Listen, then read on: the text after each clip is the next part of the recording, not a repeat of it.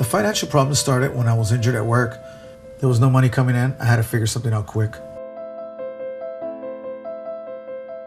We received our letter of default around Christmas time. There's nothing worse than having the fear that you're about to lose your home. The desperation that goes along with that is very intense for just anyone. We did go out to see if we could find some foreclosure prevention companies, but during the conversation and meeting with them, we found out that the first thing that they wanted up front from us was money before we even filled out the application. There's lots of companies that were offering the services and making a lot of promises to us that they could save our home.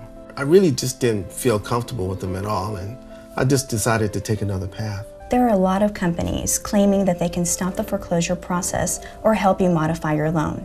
You should be extremely cautious of people who make any guarantee, ask for money up front, or tell you to make your mortgage payments to them. I called one of them loan modification specialists.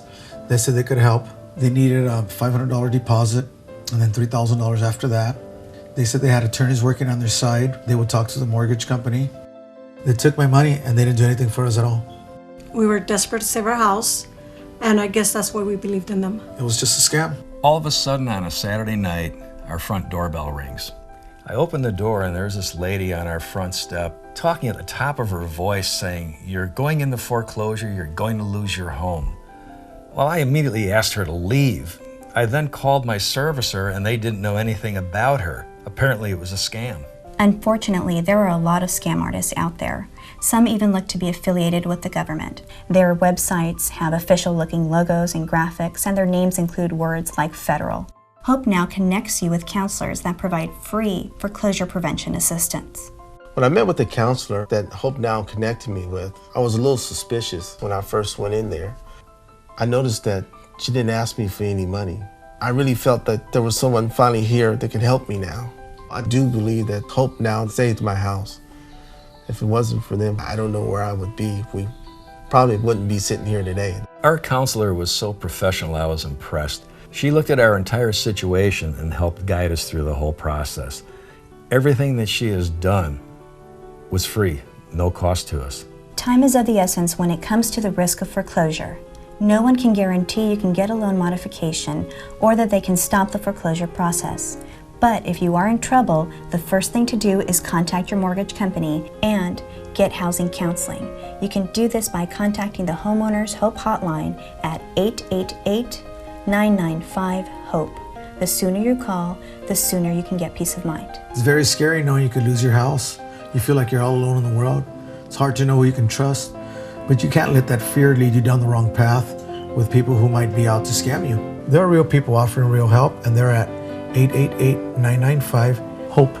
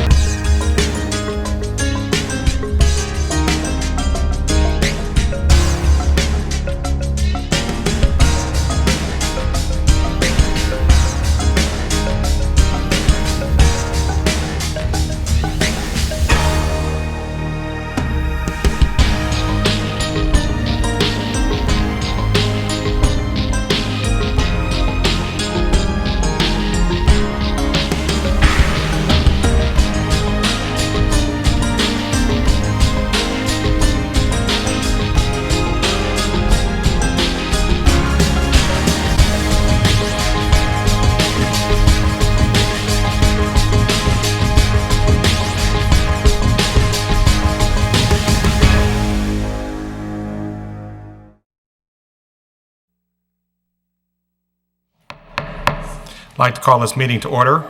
Will everyone please rise for the Pledge of Allegiance? I pledge allegiance to the flag of the United States of America and to the republic for which it stands, one nation, under God, indivisible, with liberty and justice for all. Will the clerk please call the roll?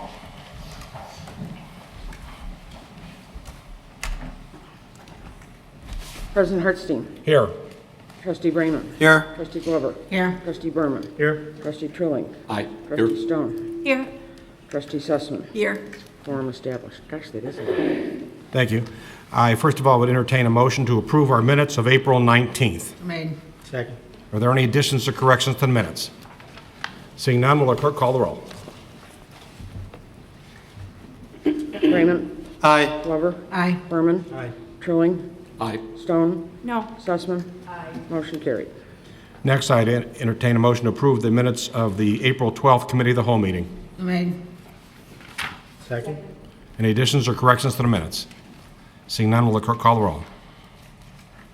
Brayman. Aye. Glover. Aye. Berman. Aye. Trilling. Aye. Stone. Aye. Sussman. Motion carried. Next, moving to the approval of the warrant, I'd like to call our village treasurer, Mr. Tenorelli. Corporate fund, $327,372.82. Parking lot fund, $262.95. Motor fuel tax fund, $49,207. Capital projects facilities, $7,709.31. Health insurance expense, $61,822.91. Water fund, $556,065.61. Buffalo Grove Golf Fund, $31,664.63. Arboretum Golf Fund, $32,859.41. Payroll period ending 4/25/010, $1,061,100.01. Total warrant number 1144, $2,128,064.65. Thank you. Are there any corrections or any questions relating to the warrant? Seeing none, will the clerk call the roll? We don't have a motion? I'm sorry, we entertain a motion to approve. Second. Will the clerk call the roll, Freeman. please? Aye. Glover. Aye. Berman. Aye. Trilling. Aye. Stone. Aye. Sussman. Motion carried. Thank you. Under Village President's Report, I have a few things. First of all, we have an opportunity to recognize our own clerk and clerks everywhere. And I have a proclamation declaring Municipal Clerks Week, the week of May 3rd through May 9th. And I'd just like to read a couple portions of that. Whereas the office of Municipal Clerk, a time-honored and vital part of local government, exists throughout the world. And whereas the Municipal Clerk serves as the information center on functions of local government in the community, whereas it is most appropriate that we recognize the accomplishments of the office of Municipal Clerk, now therefore I, Elliot Hartstein, Village President of the Village of Buffalo Grove, to recognize the 40th Annual Municipal Clerks Week, May 3rd through May 9th, and further extend appreciation to our own Municipal Clerk, Janet Sarabian, and to all municipal clerks for the vital services they perform and their exemplary dedication to the communities they represent, dated this 3rd day of May 2010. Thank you. And we thank you for your service, and we do appreciate it. Trustee Brayman, did you have something? Yeah, you forgot the second whereas, that the municipal clerk is the oldest among the public servants. I was trying to be polite.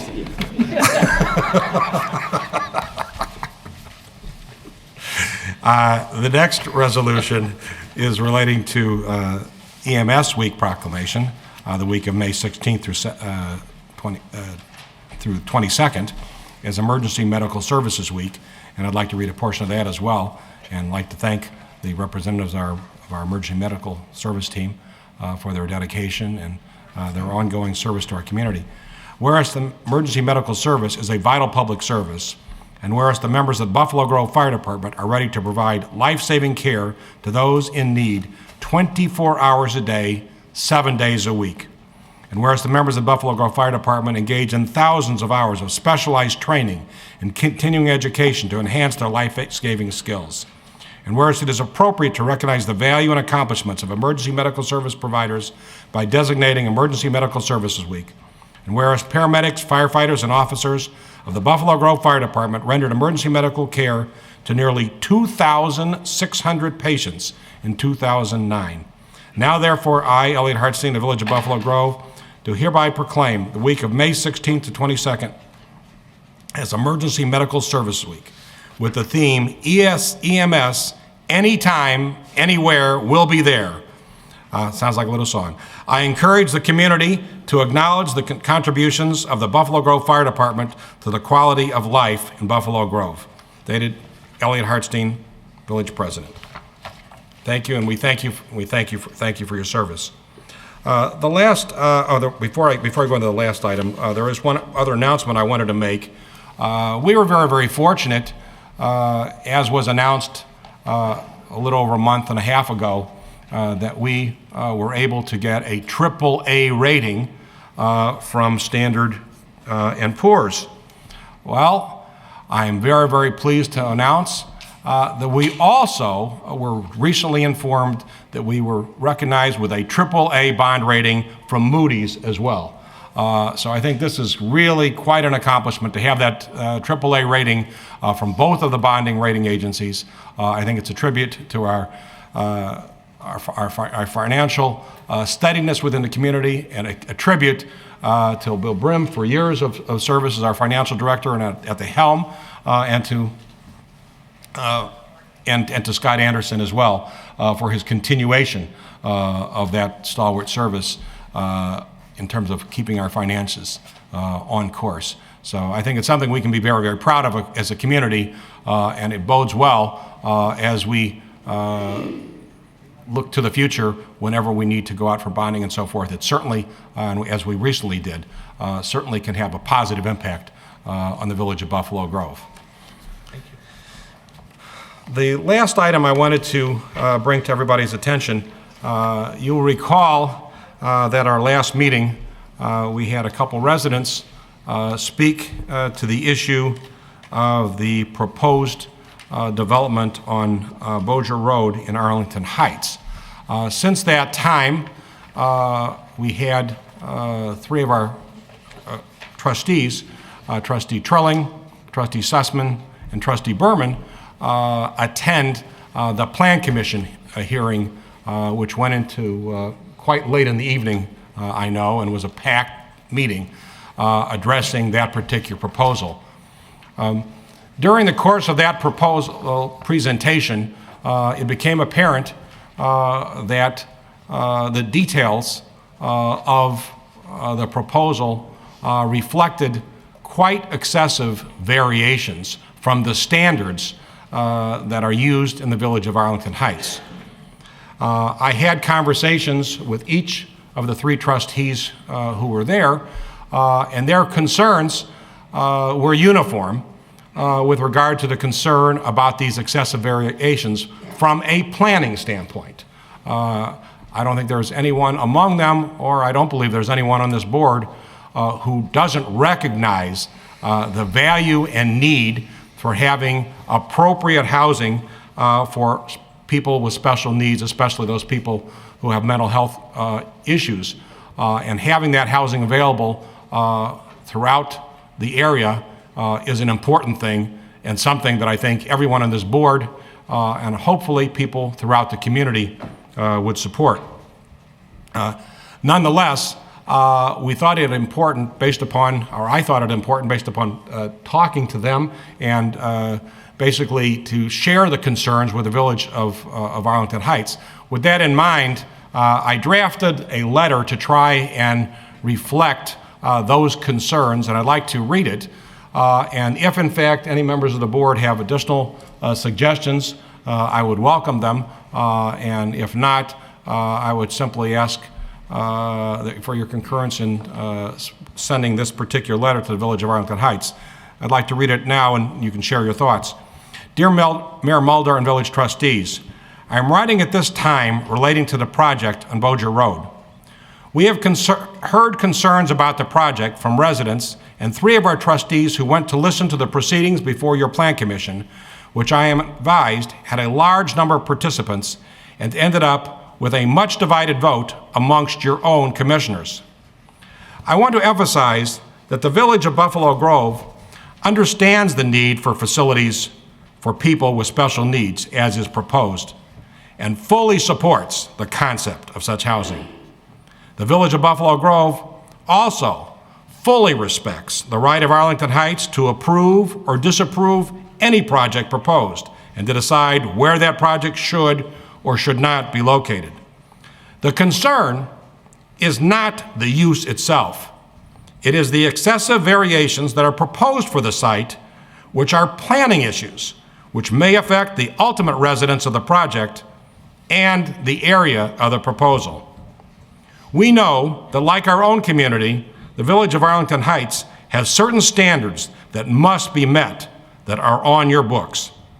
In connection with your review of the instant project, we would urge you to utilize your own standards in terms of parking, density, number of units, and setbacks.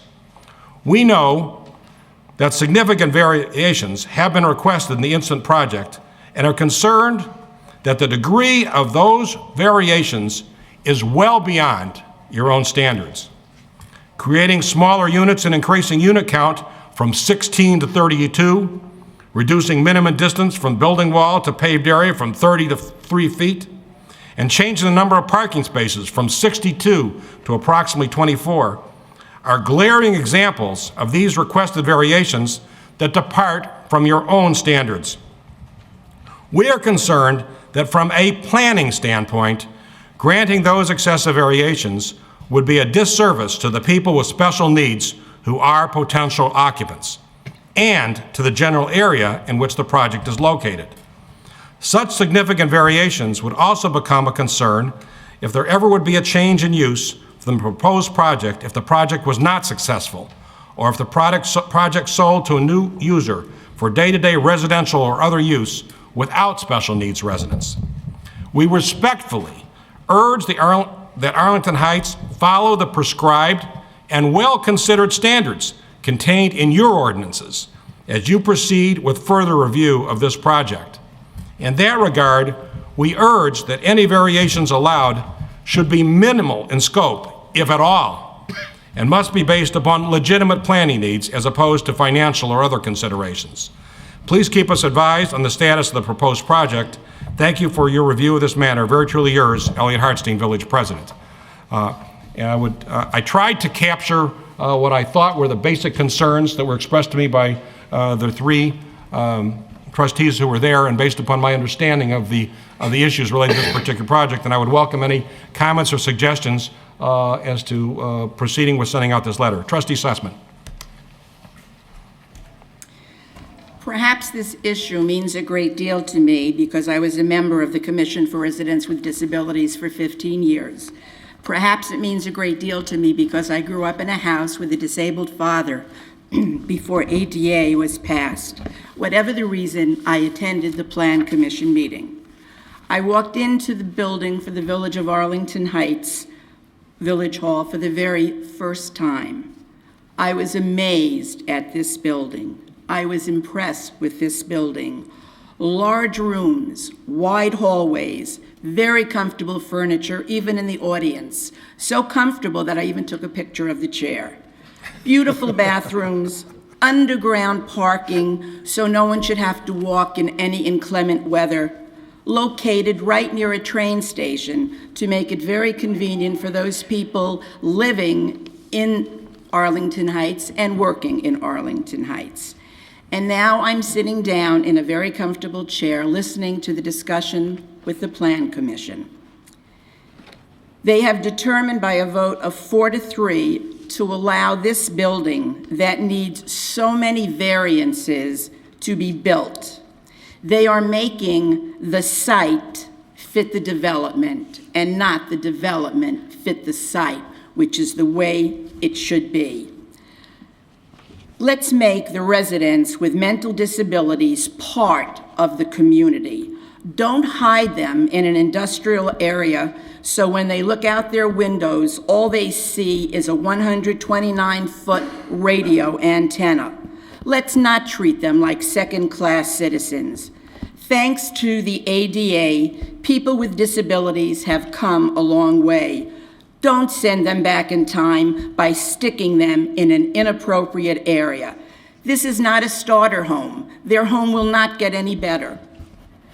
Let's not kid ourselves. The petitioner is there to make money. When asked if they would make fewer apartments or make the apartments larger, they out and out said no, they would not do that. In 2001, as a member of the Disabilities Commission, we came before the board, the commission, with the help of our trustee liaison at that time, Chuck Johnson, because there was an ordinance on the books that allowed in the village of Buffalo Grove family community residence in which a single unit could be occupied by 4 residents plus 2 people for staff to help them. And the problem with that was it was a wonderful idea. The problem was it was very expensive and 4 people could not afford to pay the rent. So we came to the village board and we said, could you please help? We'd like to make it 6 residents to be in there plus 2 people for help. And the village board, without even thinking about it, voted yes. And they passed ordinance number 2001-49, good for the village of Buffalo Grove. They were trying to do the right thing. And I urge the village of Arlington Heights to please do the right thing. Find a place for people with mental disabilities. Find a better location for them. They are entitled to it. They deserve it. Thank you. Just going back to the letter itself, is there any objection by anyone to me sending the letter? Is everybody comfortable that that letter reflects a summary of the concerns of the village of Buffalo Grove regarding the standards? Trustee Berman? Thank you. Yes, Mr. President, I very much agree that you've captured the essence of both what I think is the collective position of this board, which is one of respect for the process in Arlington Heights, but a reflection of the fact that from a planning perspective, there are significant issues to be addressed with this particular project, and I think you've appropriately limited the discussion in the letter to that issue. I did mark up a couple little typos, and I'll give you a copy so that when the letter is finalized, you can correct the typos. Thank you. But other than that, yes, I would encourage the rest of the board to support the sending of this letter. Yeah. Thank you very much. Based upon that, I will proceed with sending this particular letter with some minor corrections. Mr. Sussman.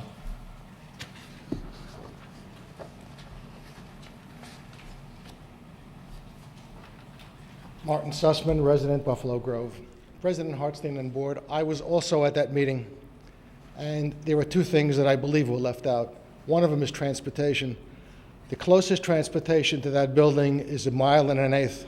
There is no way for these people, 80 or 85% who are unemployed, for those 15% who are employed, how they're going to get to work, I don't have a clue, because they're not going to drive because they're on parking spaces. So somehow they have to make, if they're going to go ahead with this, and I hope they don't, if they go ahead with it, they need some kind of bus, jitney, something to take these people to a train station or a bus stop. Otherwise, they're going to be walking 1.1 miles in the wintertime. How they're going to do that, I don't have a clue. The other thing is, they're on medication. The way it was presented originally was that they were on heavy medication. The medication that they're on has many side effects, and it's something that they have to be monitored for. Well, when it was brought to their attention that there was nobody there after 7 o'clock to monitor their medical needs, they then said, changing the presentation, well, the drugs that they're on, no problem. They don't even have to take them if they don't want. It's up to them to decide whether they're going to take those drugs or not. Well, if they're heavy medication and they have medical needs, then obviously they're going to take medication. So after 7 o'clock, through the night and into the morning, and especially they're going to have children there, I believe there's a need to have some kind of supervision of a medical type just in case they have a problem. So those are 2 items that are being left out. Wonderful letter, but I think you ought to add those 2 items if they go ahead with it. And I also agree that this is something, I've had many sleepless nights since that meeting, and I've attended 3 of them, that these are people who have the same rights as we do. I am also a commissioner, as you know, on the Disabilities Commission, thank you. And I cannot understand how we are treating these people as second and third class citizens. They need to be taken care of. They should be living in the same areas that we do, and we shouldn't be thinking that, well, there are 70 sites, and that's what they brought up. They have 70 other sites, but they're going to limit it to this one because it's less expensive. Thank you. Mr. Sussman, thank you for your input. I want to just emphasize that the reason that I drafted the letter as it is, I'm reluctant, generally speaking, to interfere with decisions that are made by other public bodies, because just as I'm sure we might be concerned from time to time, someone else telling us what we should or should not do. That was the reason. Those other issues, I think, certainly are legitimate ones, which you and other people can bring, and as well I know certain residents have brought. But I think it's important that we focus as a village on the objective issues, which are the objective issues of the planning issues, and urge them to urge. And if they utilize their own standards, I think basically we'd have a obviously a far more acceptable project for the benefit of residents that will be living there or for the area. So the purpose of the letter is to basically express those concerns about those standards and urging them. Obviously, it's their decision. It's the Village of Arlington site's decision to decide what is appropriate in their community. However, they do have standards, and those standards, I think, are well thought out. We are simply going on record urging them to follow those standards. And that was the purpose of this letter. I realize that it's not as encompassing as many people as every issue that any individual may have, but that was the purpose of that focus. Trustee Berman? Thank you. Just a point of clarification, Mr. Sussman. I believe that their Plan Commission put a pretty strict condition on their approval related to the transportation issues, and essentially said that the project should not go forward unless they resolve what was an issue that was discussed at great length, how they were going to provide transportation, et cetera. And feel free to correct me, but I think that has already been addressed in the Plan Commission recommendation. In response to what you just said, there are 2 bus lines. One of them was the 690. Well, that no longer, as I understand, is available. Then I don't remember the number of the other one, but that one is 1.1 miles away. Well, what they're depending upon, or what they're hoping for, is that Pace brings back the 690. Well, it was also stated that it'll be a cold day and you know where, to make that come back, because it's not going to happen. And and I agree with you. I mean, I think that we've heard from Pace repeatedly that the 690 failed of its own weight because it simply couldn't support itself. It was financially infeasible. But they discussed a number of alternative concepts, and you've mentioned a couple yourself, the shared van, et cetera. My only point is that issue has been addressed by their Plan Commission. Their recommended approval is conditioned on resolving satisfactorily the question of public transportation for these residents. And if they can't either resurrect the 690 or come up with another strategy that provides reliable, meaningful public transportation for the residents of the project, their Plan Commission recommends to the village board that they not approve it. Therefore, my only point is the issues that we were attempting to address are ones that go beyond what the Plan Commission I understand addressed. that, but the only thing that, again, I was there for, 4 hours, and I didn't hear them mention one time a jitney or any type of transportation to take those residents to a bus stop or to a train.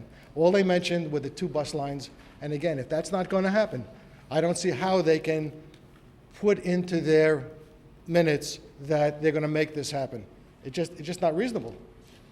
If there's another way and they put that in, I can understand, but it wasn't mentioned, unless you heard it. I didn't hear it. I'm sorry, Marty, I did hear it. Did you? I did hear it. You heard it? Yes, I did. Okay. I believe there are conditions associated with the No, recommendation. I heard that part. I heard the part about the conditions. I didn't hear anything else but the 2 bus lines. No, they were talking about an alternative proposal through PACE to provide a shared van. They discussed it at some length about how the residents would share the cost of the van, and then they went on and discussed. Yeah, I heard that, yes, Okay. I did hear that, but I'm talking about why should they have to pay? They're talking about sharing a van, having them, the residents paying for that van. I'm talking about something that's there all the time as part of the facility where they don't have to pay for this. This is, well, whatever. I don't want to get into the details. Thank you. Thank you. So based upon the consensus of the board, we will proceed to send this letter to the Village of Arlington Heights. It's my understanding that this particular matter will be taken up at the next village board meeting unless there's some change on May 17th, which is the same evening that we are meeting, and that was the one reason I wanted to make sure that we address this, and I got a letter out encompassing our concerns this evening. Thank you. This time I was asked if there are any reports from trustees. Trustee Berman. Thank you, Mr. President. It is that time of year again. The Relay for Life, 2010 Relay for Life of Buffalo Grove Stevenson High School is only 47 days away. This year's relay will take place at Stevenson High School on June 19th and 20th. Save the date, sign up. There are already quite a few teams that are signed up on the website for Relay for Life. If you have any questions, you can contact Danelle Laumeyer. That's DANELLELAUMEYER at the Cancer Organization. Her email address is danielle.laumeyer@cancer.org. For those who may not recall or who are not familiar with it, the Relay for Life is an event that takes place each and every year. It is in our community run by the students of the two high schools who primarily serve our community, Buffalo Grove and Stevenson, in a collaborative effort in order to raise money in this event for cancer research. It is a wonderful opportunity to come out, show your support not only for our young people as they engage in this very worthwhile endeavor, but for an organization and a cause that is equally worthwhile. You need not spend the whole night, although the event does go overnight. It typically starts around 5, 6 o'clock and ends early in the morning.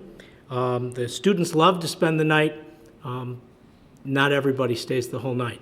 The concept is that it is a relay, and each team that would come out has a representative on the track as often as possible. They suggest all the time. Again, not mandatory. Most of this is guidelines. In the end, it is an opportunity to come out, enjoy good company, and promote a worthwhile cause. I encourage everyone in the community to come out and support our young people. Again, the website is available on the cancer.org. You can sign up right on the website, create a team, put together a team, join another team, or just make a donation. And again, the dates this year, June 19th and 20th at Stevenson High School. Thank you. Trustee Trilling. Thank you, Mr. President. First, I actually have 3 items. The first one was not planned to be discussed, but I think it's something everybody should be aware of. We have new microphones on the dais right now, and there is a little bit of feedback that's occurring with the microphones, so I apologize to anyone in the viewership or within the audience that's hearing that feedback. Hopefully our IT department can resolve the issue in short order. Second thing is that the Buffalo Grove Arts Commission is proud to present a unique event featuring professional artists' works for sale and also a one-of-a-kind birdhouse sale. As they're shown here on the dais, you can see the variety of different birdhouses that are available for sale. Local artists and designers have One more time, I know you want to do it. Local artists and designers have painted, embellished, and transformed wooden birdhouses into fabulous works of art. Professional artwork will also be sold, such as jewelry painting, stained glass, sculpture, photography, and more. Bloom in Buffalo Grove will take place, and I know everybody wants to pull out their calendars right now, so I'll give a second. On Saturday, May 22nd of this year, from 1 p.m. to 4 p.m., right here at the Village Hall, 50 Rock Boulevard. A portion of the proceeds will benefit Buddy Baseball, a game played by individuals with disabilities. The proceeds will also support the arts programming within the village. For further information, you can email bgarts@vbg.org, or call the Office of the Village Manager at 847-459-2518.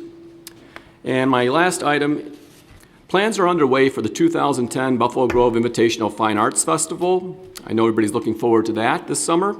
The Village is once again working with well-known Amy Amder and her team at Amder Productions. The festival will be held on Saturday and Sunday, July 17th and 18th, from 10 a.m. to 5 p.m. at the same location, which is the Buffalo Grove Town Center, Route 83 and Lake Cook Road. All media, including painting, sculpture, wood, ceramics, photography, jewelry, glass, fine arts, and others will be featured and available for sale. More than 140 artists have been accepted to participate in the BG Invitational following an aggressive juried process. Backed by popular demand, we are coordinating the Youth Art Division. Interested Buffalo Grove youth are able to register to be an artist for the weekend. This program is open to youth artists aged 6 to 18 years of age. This is a great opportunity for youth to display and sell their artwork. They get a life experience, as we say, as an artist for the entire festival weekend. The Commission for Residents with Disabilities is coordinating a new program this year called Unique Expressions. Artists with disabilities are able to register to be part of the festival and also sell their handmade artwork. Volunteers are needed to assist with the promotion of the festival and during the festival weekend. The first volunteer weekend, which anybody who's interested, please attend on June 9th at 6:30 p.m. right here at Village Hall. And if you're interested in or volunteering or registering for any of the programs mentioned, call the Office of the Village Manager. And we have operators on duty right now to accept your calls. Thank you. Trustee Stone. Yes, there's a drug forum planned at Stevenson High School this month, and it's the coordination of 4 high schools.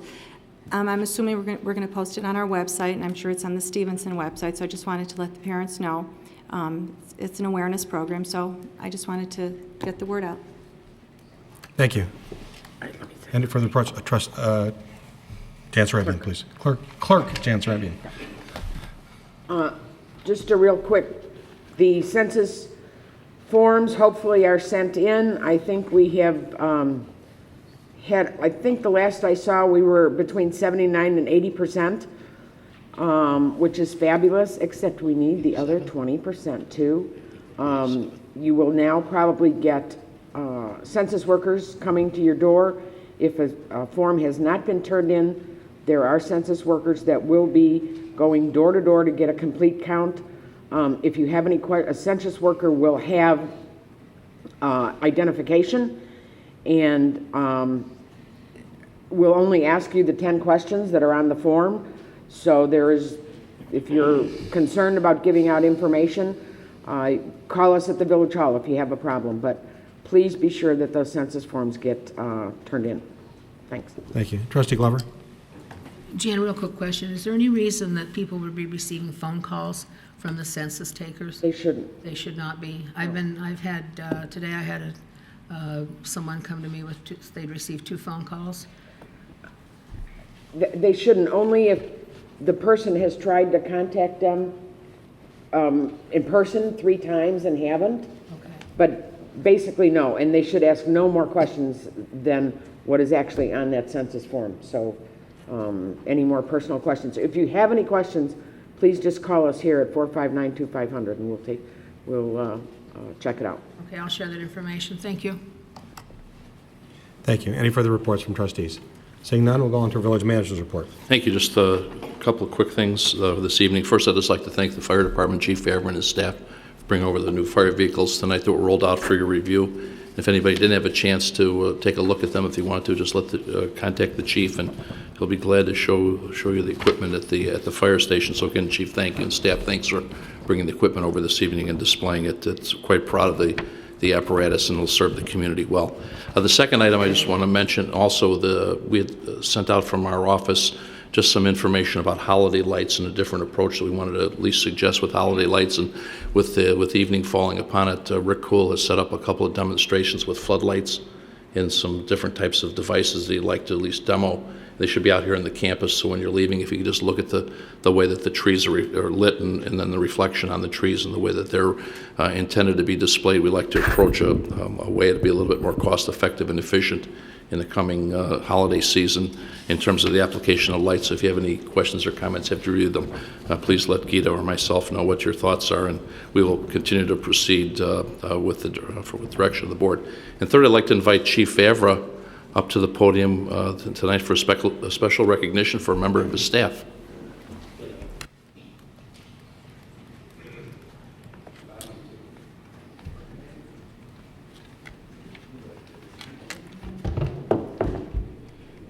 Thank you.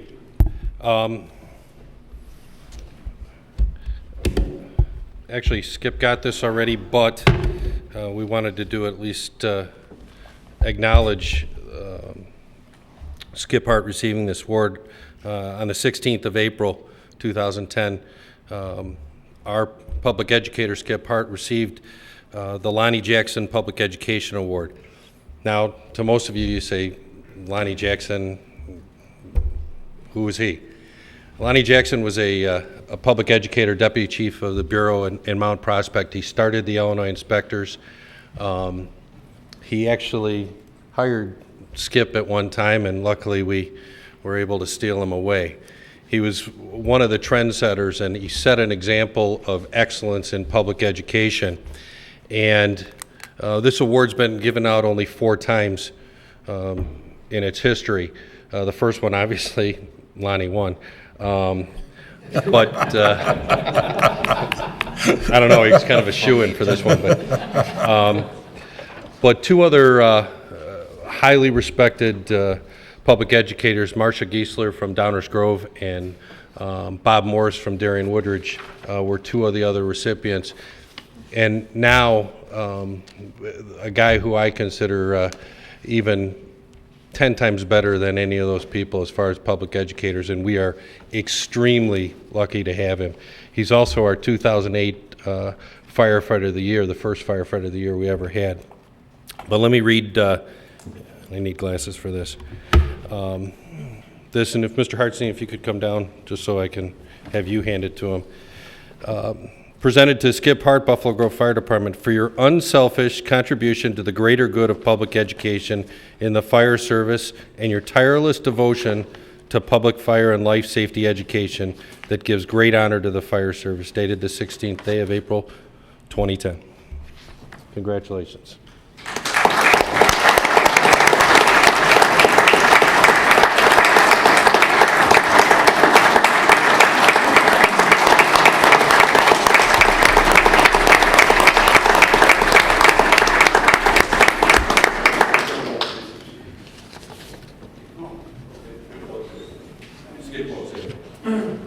I am kind of shy in front of people.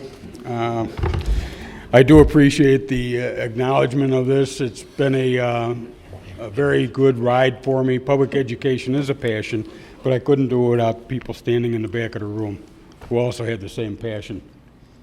Thanks, gentlemen, ladies.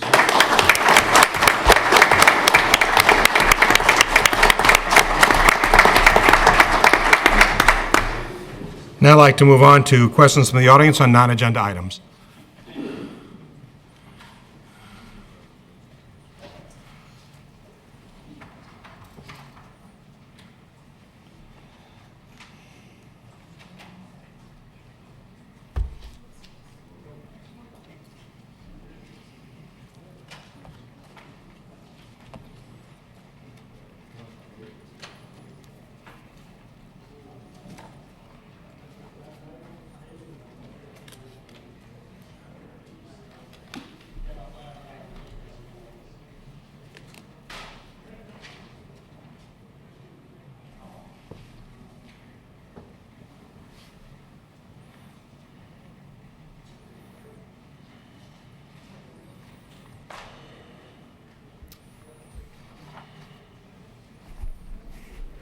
Good evening. My name is Craig Horowitz. I'm a Buffalo Grove resident, live in Mill Creek, and thank you very much for letting me speak tonight.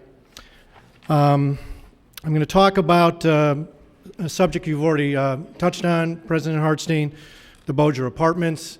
As you know, I live in Mill Creek, which is the development of Buffalo Grove, second most close to it. The actual most close to it is directly to the east of it. And then, of course, you have Arlington Heights residents that live even closer to it in Timber Court. On April 19th, I came to this meeting and I made a presentation on this same subject, and I asked for some participation of the trustees to come to the upcoming, 2 days later, April 21st, Plan Commission public hearing. And I wanted to publicly thank Trustee Trilling, Trustee Sussman, and Trustee Berman for coming to that meeting. And I also want to thank you, President Hartstein. I didn't know about the letter. It came as a nice surprise tonight. I would make a couple of suggestions. I didn't want to do it during the time that you were speaking. I figured I would get my chance. I wondered, I know it's normally appropriate for only the village president to sign. I wondered if all the trustees could sign. And I also wondered whether, I'm not intimately familiar with the Arlington Heights Village Code, but I wondered if there's anything in it regarding the appropriateness of a project. And if there is, and if this board, sees fit to suggest that you don't think it's appropriate, in addition to the variances that they're asking for, I would ask that you put that in as well. Because in essence, there's a village code and there's nuts and bolts, and then there's appropriateness. And as I've said from the very start, I support the mission of Threshold. I simply think that the project is inappropriate for where it is. I would also tell you that tomorrow night at Arlington Heights, the Arlington Heights Housing Commission will hear this project yet again. And then it's tentatively deemed for a vote on May 17th. I'm going to be at the Arlington Heights Housing Commission tomorrow night. I don't know how many residents will be there. I only have so much energy and so much resources to get the word out to Mill Creek and others, but they will talk about this. What I'd like to go through is something else, and I will affectionately refer to this piece of property as the Arlington Heights Triangle. Because as you know, the first project that they wanted to put in here that this board deemed inappropriate was the Timber Court project. I don't think we were completely unsuccessful with it. I think we may have actually been successful in probably preventing a third building, even though they have the code right to build the third building. However, what I would like to stress is that there's a lot more acreage on this triangle that the Village of Arlington Heights has available. And as I'm going to talk about tonight, I just don't think that I'm capable of keeping the pulse on the Village of Arlington Heights, as I was so surprised about this project, and I'm going to demonstrate how surprised I was.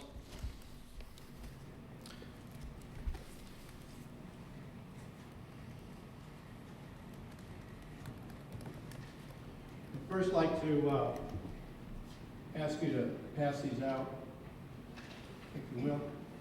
Thank you.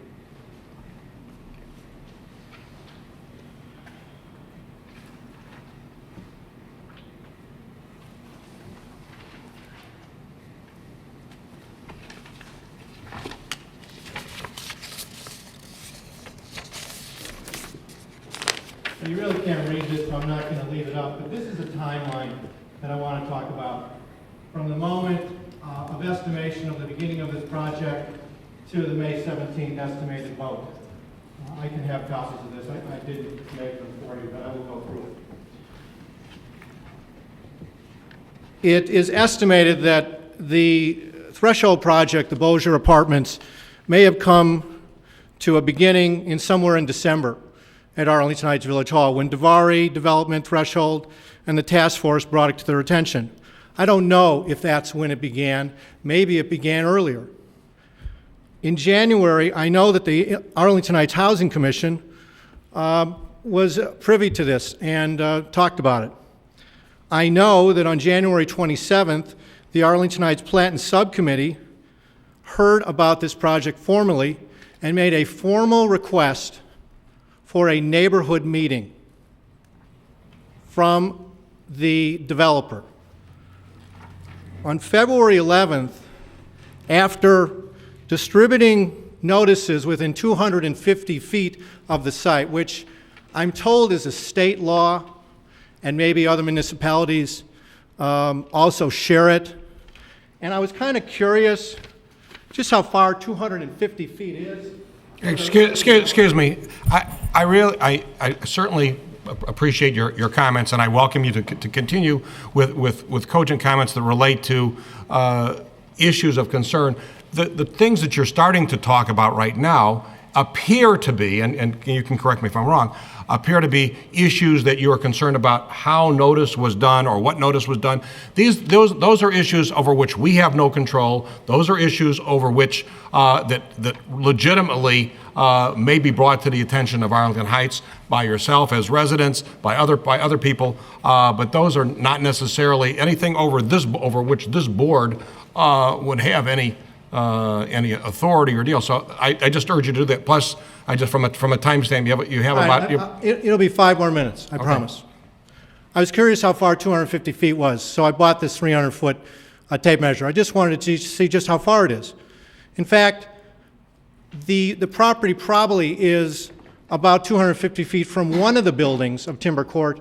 The Village of Arlington Heights 250 feet code didn't even touch the other building. So therefore, they didn't even contact their own residents. On May 16th,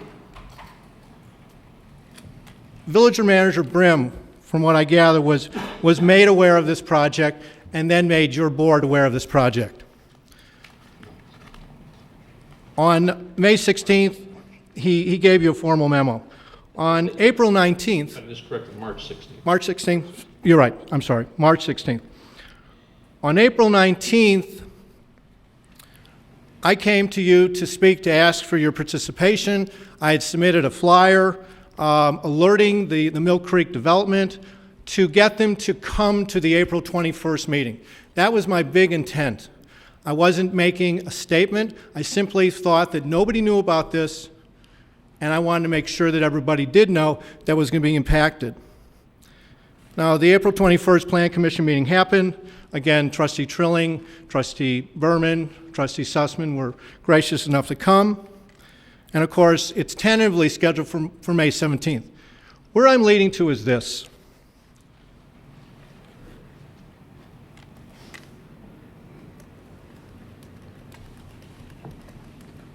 It seems to me that the residents of Buffalo Grove are the ones that are most impacted by the development on the Arlington Heights Triangle. But at 250 feet, we will never be aware of it until the 11th hour, which in this case is May 17th, or in this case was April 21st. What I am suggesting and asking is what vehicle can our village ask of the Village of Arlington Heights to make us privy to any and all development, because it's Buffalo Grove that is impacted, not Arlington Heights, with the exception of Timber Court, of course, which they didn't seem to be concerned about. Is there something that we can do so that Arlington Heights must at least make us aware? Well, we can request, and I believe our staff and so forth is on ongoing communications with our neighboring communities, and urge our neighboring communities to share with us information from time to time about proposed developments. Basically, each community has their own rules and regulations. In addition to that, there are state laws, I believe, which govern what they must do in terms of notification. So obviously, on an ongoing basis, we're always trying to maintain relations with our neighboring communities to try and know what's going on, and urge them to do that. And we certainly can urge them to do that. But it's in the purview of each community to decide what standards they're going to use with regard to their particular process. That's an internal decision, subject to, of course, state law. Okay, with regards to the Timber Court project, you were nice enough to have 2 formal resolutions. Is this not an important enough request, based on what they did with Timber Court, based on what they're doing with the Bossier Apartments, whether you agree with it or not? Is it not important enough to recognize that that triangle affects Buffalo Grove residents far more than it does Arlington Heights? And to keep finding these things out way after the horse is out of the barn just seems to be tough for me as a resident of Mill Creek. Well, I appreciate your concern, and that's the reason we are addressing this particular letter. I'd ask that you wrap up the next minute. I'm or done. So. Well, thank you. Thank you. I mean, I've made a request. Thank you. Any Trustee. questions of me? Trustee Stone. I think he brings up a good point, and what I'd like to ask from the experienced board members, is there a provision, given that they actually change the zoning in that area, when there's a zoning change, wouldn't that or shouldn't that require them to tell an abutting community? It just seems logical. For instance, if they change it to an industrial zone or a business zone, I think that the neighboring community should know. And does the zoning laws at least require that? Is there some loophole that would at least warrant that? Because I think you're right. We are the community that gets affected. So imagine the types of things. This probably happens over and over throughout many communities where they put things on the edge of a community where it impacts the other community and they don't know until the last hour. So are there zoning laws? No? Mr. Reza, do you like to answer that question? I'm not aware of any Illinois statutory requirement that requires one community to notify another community of development in the former community. Just imagine what can be built and suddenly the other community didn't know. The list that I gave you, that's their so-called neighborhood meeting. And as you'll note, nobody at that meeting lived within the property. Hardly anybody at that meeting lived in Arlington Heights. Is it not possible to at least request for them to make any neighborhood meeting to include Mill Creek, Northgate? Isn't that possible? Wouldn't that be appropriate? We certainly can make requests that, as I said. Can I just complete what I wanted to address one more issue? I think what he's asking is that we write a resolution. He held up 2 resolutions that we wrote that apparently prior to Bev Sussman and I being here, that you did write to Arlington Heights, which is a resolution strongly urges the community please to stop and think that this other community does not like what you're doing. We did that apparently with Timber Court. Yes. And so I think you're asking again for a resolution rather than a letter, and certainly we know that Riverwoods wrote a resolution and asked us not to build the OTB. Communities do ask other communities, and the letter that you're writing, President Hartstein, I think it was a well-written letter. I think the resolution is his stronger impact, and if this wouldn't warrant it, then what would? Well, I'll address, let other people speak as well. No. Trustee Trolling. Thank you. Unless I'm wrong, which I'll defer to our village attorney, I don't believe that a resolution can be effectuated by this board at this meeting. I believe we have to publish for that resolution, and so therefore it would be our next regularly scheduled meeting that if there was to be a resolution, which would obviously be the same, I believe the 17th as their meeting. So I don't know what good it would do it. Oh, yeah. No, or you'll be too. So I don't know what good that would do. So am I correct, Mr. Reza? That's correct. It's not on the agenda tonight. No final action can be taken on any item without it being on the agenda. Okay. And the only thing I would ask then, since a resolution cannot be effectuated at this time, that Mr. President, if we could instruct staff at least to make a communication, since Mr. Horowitz seems to be concerned with not just this development, if you will, but the entire triangle, that at least from village staff standpoint, they were to send a letter to their staff at Arlington Heights asking them for us to be notified of any future plans for that development in that triangle. Right. That's the type of thing I was alluding to before, and we can formalize that in the form of a letter reiterating that. Thank you. Trustee Brayman. Thank you. As far as being notified, again, I think it's been stated that we don't have a right necessarily unless the village owns property near it. But my understanding is, and Bob, correct me if I'm wrong, it's pretty routine for you to read the papers and the public notices and things like that for neighboring communities to determine what's on our board and what's happening. Isn't that correct? Yeah, I certainly do scan a lot of newspapers. I did not see this one. And I mean, I learned of it from Mr. Brim, who'd gotten communications from Arlington Heights. So was kind of in the January timeframe that I became aware of it. But typically, though, you do look for those things, what's on our borders. Is that correct? Well, I do. Obviously, I'll be more diligent looking for everything, but yeah, I certainly monitor Riverwoods and Lincolnshire pretty carefully, but Arlington Heights and also Wheeling, but was not really aware of this one, and certainly not in December. Thank you. I think we've all had some communication or some dealings with Arlington Heights and their management. I think they'd be pretty open to if we require or ask them to do so, that they'd be kind enough to advise us when things are going on. As far as the resolution, again, Steve is correct. I don't think we can do it tonight anyways. And I have to tell you, I don't know if whether that would be taken in the same manner that we would hope to give it. I think the letter, more informal letter by the village president indicating, if nothing else, it's the position of the board as well, would be taken better than a resolution. I think that would be, in some regards, taken as a slap at them, and I don't think it would go over well. I think you're better off with the letter. Trustee Glover. Thank you. I agree about I thought your letter was very strong and very to the point, and I think it says a lot. We did the resolutions for the timber court, and we know they were not appreciated, and they really did no good. So for us to once again stick our nose into Arlington Heights business, whether we like that triangle or not, whether we like the development that goes in that triangle or not, we can request, and I think Mr. Brim has been directed to do that, as will the Planning Commission will follow up on it, but they don't have to tell us anything. You know, we don't have to tell anybody, any of our neighbors, about anything that we're doing. Not that they're trying to hide anything, not that we're trying to hide anything, but that's their business.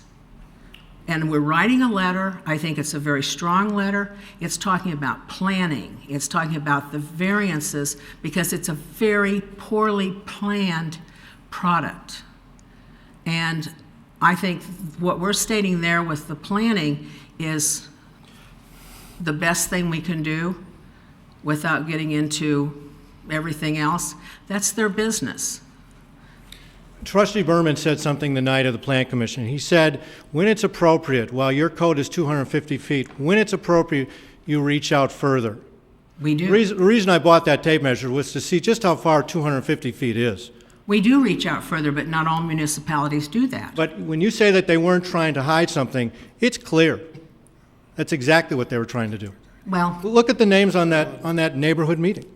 They didn't have to go beyond the 250 feet, and I will tell you that probably there's a very strong possibility that a lot of municipalities don't go beyond the 250 feet. We just have always felt that it's the best thing to do, whether it's into our neighboring communities or into our own. Thank you. Trustee Berman. Thank you. Mr. Horwitz, I made that comment and I meant it.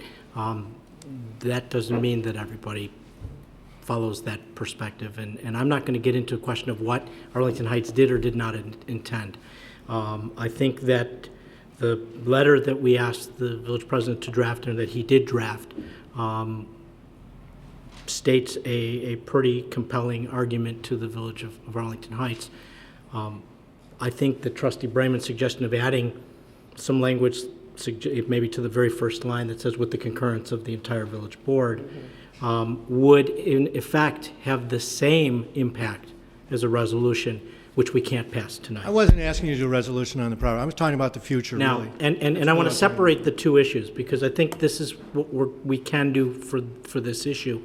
And it'll be interesting to see what Arlington Heights does, because it was very much a divided decision by the Plan Commission, as you know. And even the fourth yes vote expressed some reservations about the project, particularly based on the planning concerns and the variances. So I'm hopeful that their board will be persuaded. I don't know that they will be, but I think the village president has done a decent job here of conveying the right tone and tenor and the right message to the village of Arlington Heights. As far as the future of the what you've dubbed as the triangle, I think that is a very fair point. I would join those who've asked that the village president or village manager reach out to your counterparts in Arlington Heights. We do have a border agreement that we came, or we had discussed at one point a land use agreement with Arlington Heights. We managed to reach one with Lincolnshire. We never did manage to reach one with Arlington Heights. Maybe there's a lesson in the fact that we never were able to reach an agreement with Arlington Heights on that question. But I think that it is more than appropriate at this time to formally request the courtesy of notification at a relatively early time of significant proposals for development or changes in land use in that triangle, given the nature or the location of the triangle, its proximity to the village of Buffalo Grove, and the sensitivity to the development. That isn't to say we can do anything or force them to do anything. Just as Long Grove many years ago complained bitterly about a number of developments that this village put on its border that it didn't like. And we've had disputes with Lincolnshire and other villages as well. It's part of the reality of municipal zoning. But I do agree that we should be in a position to ask for it, and I would hope that we would get that courtesy. Beyond the request, I don't know that there is much the law allows us to do. It's a start. I appreciate it. I think it's a good one. The concept is good. I will go a step further and suggest that, building upon what was alluded to, I think it may be appropriate for us, and I'd ask staff to revisit this issue, that with regard to possibly put together an inventory of what are some of the areas adjacent to the village of Buffalo Grove with all of our neighboring communities that would or could be affected by development, and so that we can possibly explore some further intergovernmental agreements, such as we entered into with the village of Lincolnshire. And I would urge you to do that inventory and come back to the board with some of those, what they are, and then we might be able to explore sitting down with or inviting discussions with each of our neighboring communities, because it may be something beneficial to avoid these type of issues, or to basically have an impact. It's not going to necessarily ensure, because each community has a right to do that which they see fit within their own borders. However, to the extent that we can do something like that, it would be a very positive thing, and I'd ask that the village manager get back to us some information on that. Trustee Sussman. I have a question for Mr. Race, if I could ask him. On the agenda, under 6C, where it has approval of possible letters / other action, if we decided, and we're not, but I'm just wondering, if we decided we wanted an ordinance or a resolution, would it fit in there without having to wait the 2 weeks because it's / other action? I think that's a close call, but I don't think it would cover that. Okay, thank you. Trustee Stone.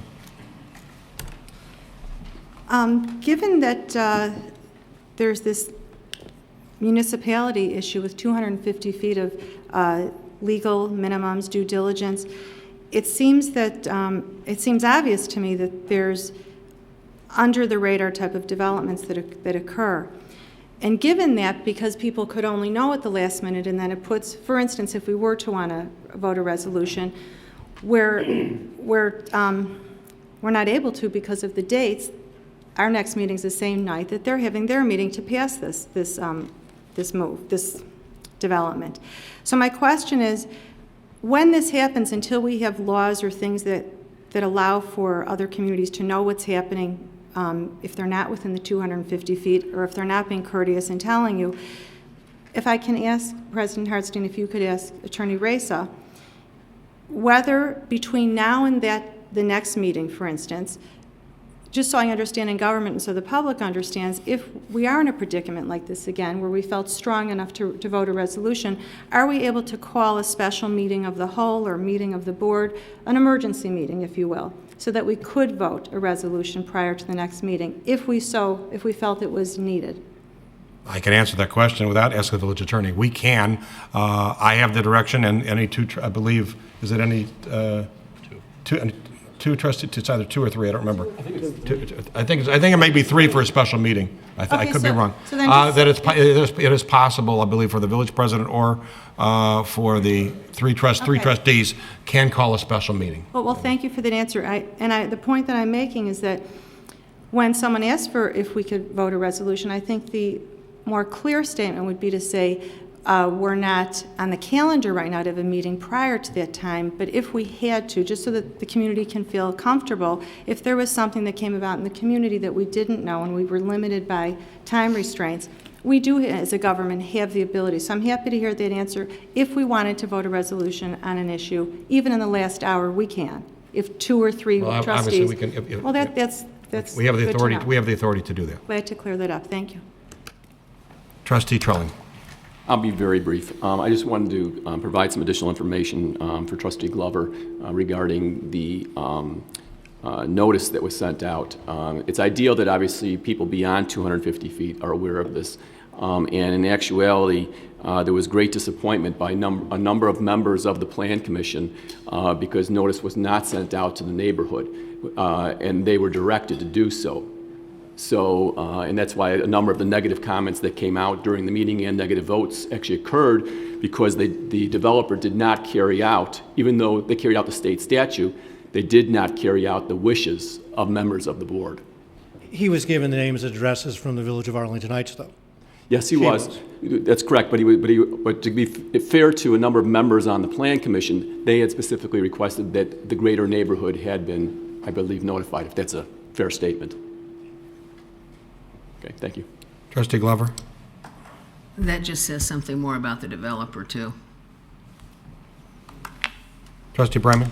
I just want to remind the board that this didn't just come up today either. I mean, the notification was posted and was in the paper, I would assume, at least a month and a half ago, 2 months ago. So we're choosing to do this now, but they did give whatever notice they gave, maybe not enough, but according to the correct or statutory time, which was at least 28 days ago, I assume probably more like 60. But I think the bigger problem, bigger concern isn't necessarily this project itself, but it's just in generalities, and maybe we should be asking our state representative to look at the law and maybe require municipalities to give notice to other municipalities who are on bordering anytime there's a change of zoning.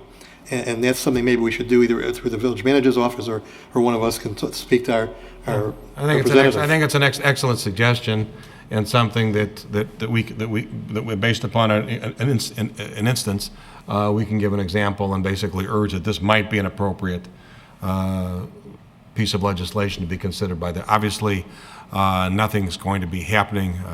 Even on some meaningful things between now and maybe the end of the that's why it'll be happen because it's not as meaningful as the budget. Because I believe it's the intent of the legislature and it's long past the time for introducing bills this session. But for the future, it's certainly something worthy of consideration for the next session of the legislature. Thank you very much for your time. Thank you. Any further comments from members of the audience on non-agenda items? Seeing none, we move on to our consent agenda, whereby one routine motion, certain items are adopted. Anyone in the audience, anyone on the board can request that an item be removed from the consent agenda. And at this time, I will call on our village clerk, Jan Sarabian, to summarize this evening's consent agenda. Thank you. First item is ordinance 2010-26, amending chapter 5.20 liquor controls, Class E, Michaels of Buffalo Grove.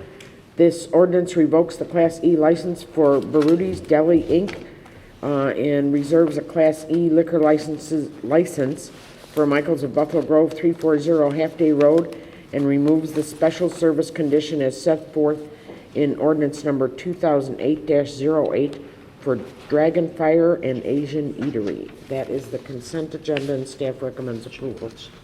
The ordinance number? Should be 25. Oh, I'm sorry, 26. Okay, ordinance number 25, I'm sorry. And that completes the summary? It does. That's it. Is there any request that the one item which is on the consent agenda be considered a normal course of our business? Trustee Berman? Mr. President, since there's only one item on the consent agenda, I don't request that it be removed, but I would ask you to explain the third element of this ordinance, which is to remove the special service requirement for Austin Coos. What was the rationale for taking that off? I'm trying to remember this. This is revokes the election.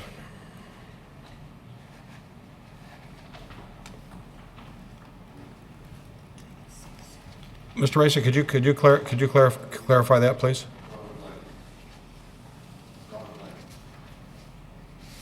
I don't have that ordinance in front of me, trustee, as far as 2008-08. I forget what the special condition was in regards to that ordinance. Well, this ordinance says that the requirement was that Austin Coos Takeout Company must deliver all beer and wine to tables. Oh, I remember the situation. This particular situation, that refreshed my recollection. What they were going to do is they were going to the beer and wine was going to be sold at the counter, I believe, and then it was determined that it would only be served at the tables by waitresses. And that was the reason. The original was no longer applicable, since they were not going to be selling beer from the counter. I was always concerned with regard to that, for example, that they couldn't sell, pitchers and things like that, that they couldn't take for multiple people at the counter, because I didn't want them to be able to do that in that particular situation with regard to taking for a group of people, not knowing who they are at the counter. So that was the reason it was a totally different situation, serving at the tables. And that was the reason for the difference. And I recall that was your concern, and that's why you imposed the condition, and that's why I asked the question. That's correct. Why you were taking the condition off. It sounds like it's a non-issue. Well, I'm sorry, Trustee Bremen? if it isn't an issue, but it doesn't hurt to leave it in. If your concern would still be the same thing, the fact that they've said that they don't intend to do it, I don't know what harm it does to leave it in. And I understand the rationale that you could take a number of... It was basically, because it was a special condition of the ordinance, basically they were changing their whole, basically the ordinances which are fashioned and conditions are imposed are based upon the operation of the establishment, or in terms of how they were selling liquor. It was no longer applicable based upon the approach they were being used. They were not going to be selling it in that way. Well, and this just supports that position, so I'm not sure why we would need to change it. Mr. Racer, do you have any thought? Drawn a blank on it. Was this their request? That would be... No, this was a request of the deputy village clerk, Jane Olson. Based upon the explanation, and I reviewed this with the village attorney, and it appeared that there was no reason to have that condition. But if in fact you want to revisit this, we can. Happy to. Yeah, happy to. President, I'm not prepared to address it tonight. So if you want to defer it, why don't we? In that regard, why don't we remove it from the agenda? I would request that it be removed from the consent agenda. And then we can revisit this issue. I'll move to defer it to the next meeting, just a deferred matter. No, because there's other aspects of this ordinance. Right. Yeah. We would need to divide the question. Okay. Thank you. There's a motion to defer? Well, to defer the paragraph, the third portion of it, I guess that's paragraph 2C. Instead of deferring, may I make a recommendation, Mr. President? One, let's take it off the consent agenda so we can put it back on the regular agenda and we can address it in the appropriate place. And then I'll suggest a motion that to pass the ordinance and delete without subsection 2C and just relabel 2D to 2C, and then we'll bring the issue back, 2C, back to the village board in a subsequent ordinance. So made all of it. Yeah. Taking it off. No, well, I believe based upon from not adversely impacting these other items, I believe we should take this up during regular business with regard to the other portions later this evening. Thank you. Moving now to ordinance and resolutions, which is ordinance 2010-2026. No, 25. Excuse me, 25, because that was 26. An ordinance providing for the procedures of corporate authorities of the Village of Buffalo Grove. I believe you've all received drafts of the revised ordinance, which was revised based upon certain comments from the village board at the last meeting, as revised by our village attorney. And in addition to that, I believe there was another section which was added, and I suggested it be added based upon discussion from the from staff. It was basically an encouragement type addition, encouraging that everyone try and use their best efforts to address questions on issues. This has been a long-standing concern of staff with regard to issues that come up, so that everybody, hopefully, to the extent possible, will try and get questions addressed before the meeting, so hopefully we'll either have answers or even resolution before the meeting. And that particular section was added as well. At this time, I would entertain a motion to approve section, for the purpose of discussion, ordinance 2010-25. So made. Second. Discussion on the motion. Trustees, yes? If I may, Mr. President, I had two corrections to put on the table. Yes. First one is suggested at section 2.02.060A, and that's a suggestion to change the terminology of the standing order from old business to unfinished business. Robert's Rules of Order uses the terminology unfinished business versus old business. We just use old business for forever. The village clerk reminded me that she has asked me that several times throughout the years, I think, Jen, right? Maybe.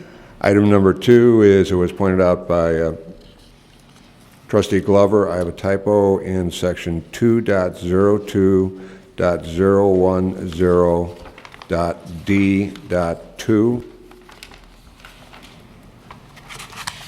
This is at the bottom of the page of page number 2, subsection 2, last full paragraph on the page. That sentence should start out by reading, there should be placed on, add the word on, the agenda of a committee of the whole. In other words, insert the word on between placed and the, and delete the word on between agenda and insert the word of. That's all I had, Mr. President. Did the maker and seconder accept the amendments? So accepted. Thank you. Trustee Stone.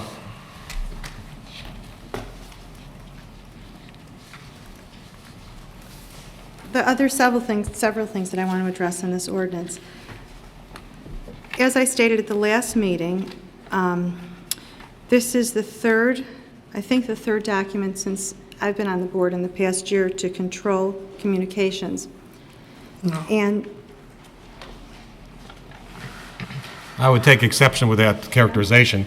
This is an attempt, this particular ordinance, for the record, is an attempt to basically structure and codify rules, many of which have been long-standing for operational plan, and add some additional refinement for the purpose of smoothly having our meetings operate and keeping us on task with regard to operating and handling the business of the Village of Buffalo Grove. Please proceed. Well, thank you. I'll continue to say that I feel strongly that these documents and these resolutions and ordinances that we're passing in the past year, while you are suggesting that they're, to move expeditiously and this and that, I think the community is well aware with what's going on, exactly the purpose of these documents. Let me just say that Fidel Castro would be proud, in my opinion, of this document. And specifically, I'll go through the areas why I feel this is wrong, not only to trustees and elected officials, now and in the future, but also to citizens in our community.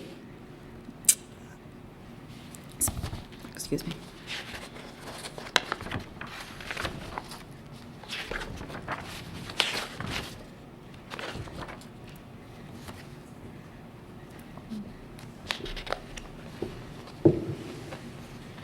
Hold on, sorry about that.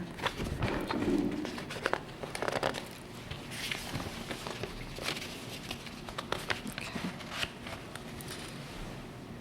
If I can ask for an interpretation of suspension of rules under 2.02.210, am I understanding that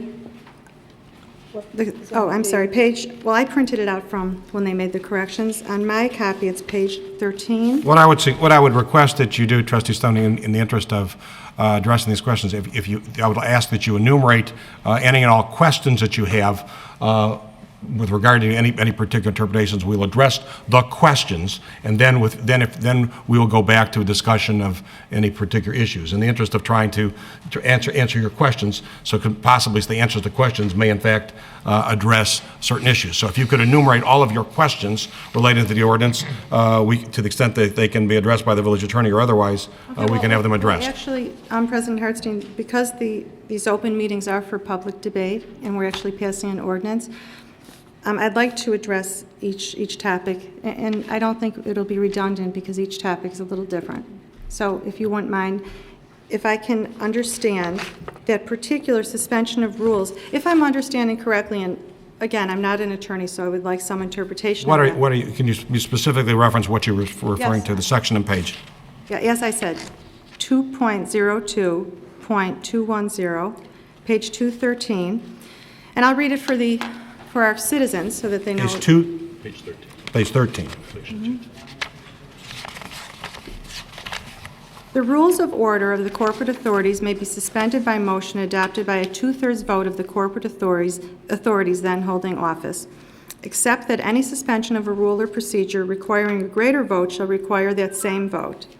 However, no requirement or procedure imposed by any state law which is a limitation on municipal home rule units may be suspended. Any such motion must specify the matters to which the suspension applies. No suspension of the rules of procedure shall extend beyond the meeting at which the motion is made. Now, am I to understand that if we're having debate, let's just say there's a topic that might be uncomfortable to be talking about, but it's still government and not all things are necessarily comfortable. Am I understanding that someone can make a motion and actually stop the debate? I just want to be clear because it's like legalese language, and Well, that is a separate issue. This is, and I'd like to call on our village attorney to clarify first, mainly because that's what I was doing. As you may recall, several weeks ago, I gave a list of specific ideas that I thought needed to be incorporated. The village attorney, and I do want to emphasize, has for a long time suggested the need for codification of rules and including that. And with that in mind, he suggested that we add many other things which we had done and which were in fact the standard procedure for the village of Buffalo Grove. This particular paragraph is an example of one of those things that the village attorney chose to incorporate among the many things. And I'd ask if you could explain the significance of this particular paragraph, suspension of rules, and then if you could also, for the benefit of Trustee Stone, clarify the difference between suspension of rules and the motion to cut off debate. Yes, Mr. President.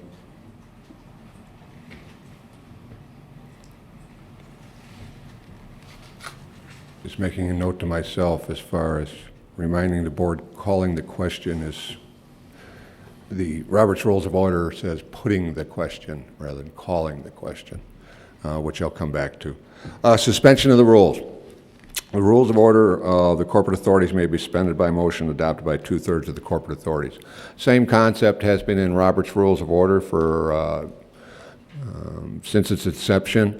The rules, what it pertains to, what that first phraseology pertains to, is that what you have in front of you are certain rules. In addition, if the rules do not address a specific point, Robert's Rules of Order will address that point. The rules set forth a procedure.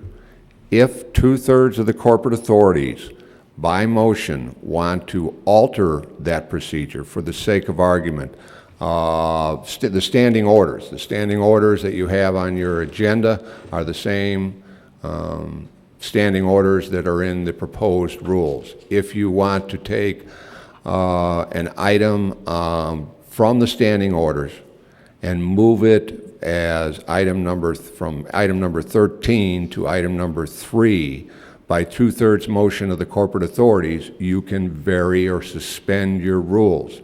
In other words, the rule of the standing order, as far as how you proceed and what's on your agenda, can be modified or suspended. I call it modified or suspended by a 2/3 vote of the corporate authorities. In other words, you want to take, and I'll just pull an item here, a consent agenda, which is item 11 on the agenda, and you want to move that up to item number 2, that would be a suspension of the rules. That would require a 2/3 vote of the corporate authorities to move it.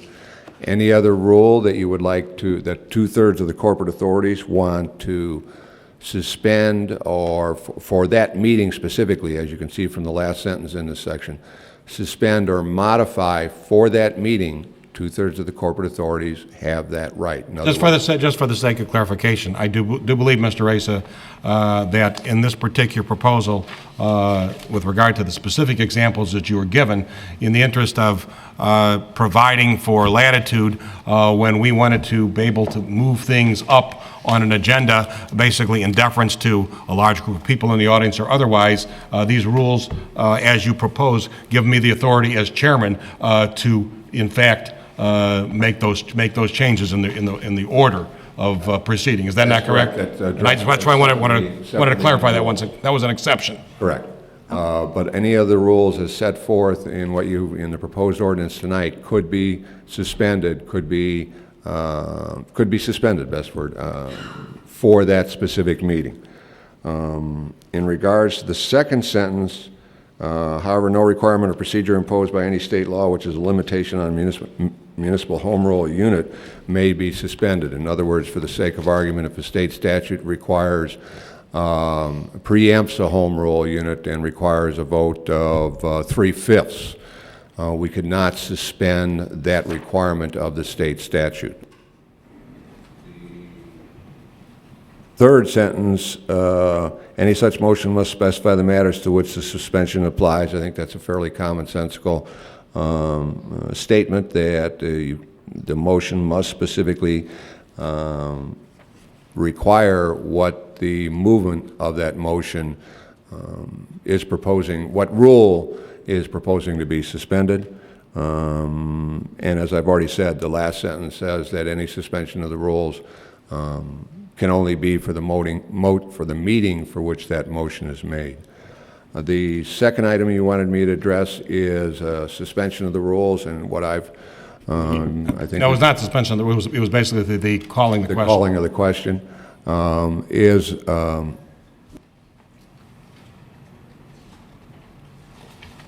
addressed in Robert's Rules of Order, and also addressed